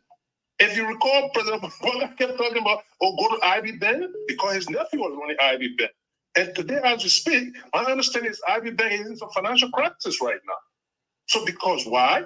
The guy used some of that money from all indications in the corridors speculating that, in fact, support for the United Party came from the IB bank. Today, IB bank need to be the financial inducement so that either stakeholders there can get their monies or something, and you take the very guy and carry him to the central bank now. Come on now. So if you get there's nothing, no financial accountability, and the laws have been violated unabated. So I agree with you. You read all that thing. Yes, that was supposed to protect the central bank. But is that the case? For my question, I got a question for you, sir. What is the CDC? What is the CDC hierarchy or executive members doing in a wake of all these happenings? Are they just talking? You got the what you call the Speaker of the House. It's a sedition. There are lots of laws, there are lots of power that they have that they can use to stop the president. Why are they not using it? I'm sorry about my friend, but you are right. You are right, because why? So when you have people in your party that are incompetent, then the other party will take advantage of that incompetence, and guess what? They will take advantage of you. Like I said, I'm not being paid by anybody to come and protect anybody. I just gave my view for the Liberian people. But you should have competent people that everything that this government is doing that will be able to come to the public. They will be able to use the laws in the House of Representatives where they have a majority and block some of these things. But they're sitting there crying baby. Politics is not for children. Period. But put your team together. The commissioners went to the law, and the Supreme Court granted them their wishes. Okay, immediately the next day, the president said no. Instead of removing it, I will suspend that. So, and then they went back to the Supreme Court. Supreme Court said no, we're not proceeding. So, what could they do? All right. So, in the capacity you have, the Speaker is the highest elected official of the CDC, the opposition party, but the silence from his office is kind of a little bit definite. People are concerned about it, quite honestly, because look at Mark Johnson here. Mark Johnson from the speaker. The speaker here, the Republican speaker here. He takes to the air with every time to confront the Biden government on issues, wide range of issues. Immediately got walking out of his office, Michael Poole come his way. He ready to speak to the press about concerning issues, whether rightly or wrongly, but he will say something. But the silence is definite. So predicated on that, maybe that's why a CDC standard bearer, the former president, had to speak on wide range of issues yesterday. So this people individually are taking to going to the law. But you have a president that is not abiding by those laws anymore. Well, my people, let's keep on monitoring the situation. Let's see what happens. But they are how we call it. They are days ahead, difficult days ahead.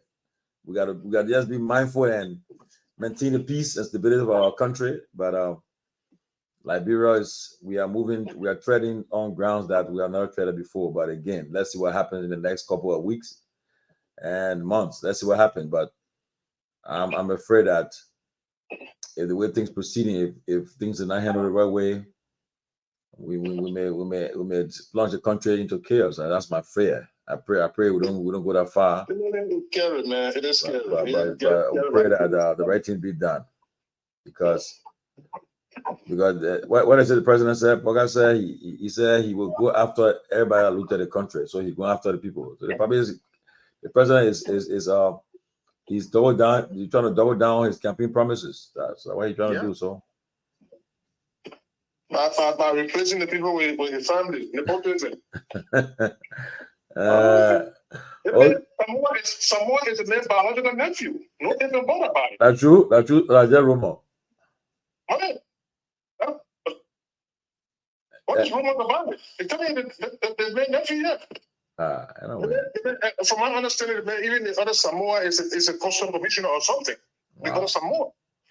So come on, man. Wow. Come on. Well, let's see what happened. Abraham, let's see what happened. Let's see what happened in the coming days. Yeah, but Timberlake, man, we sure, guys. I appreciate the time, man. Okay, guys. I'll find somebody to come on, man. We'd love to have you. Yeah. Okay. Yeah, man. All right. Thanks, man. Thanks. All right, good.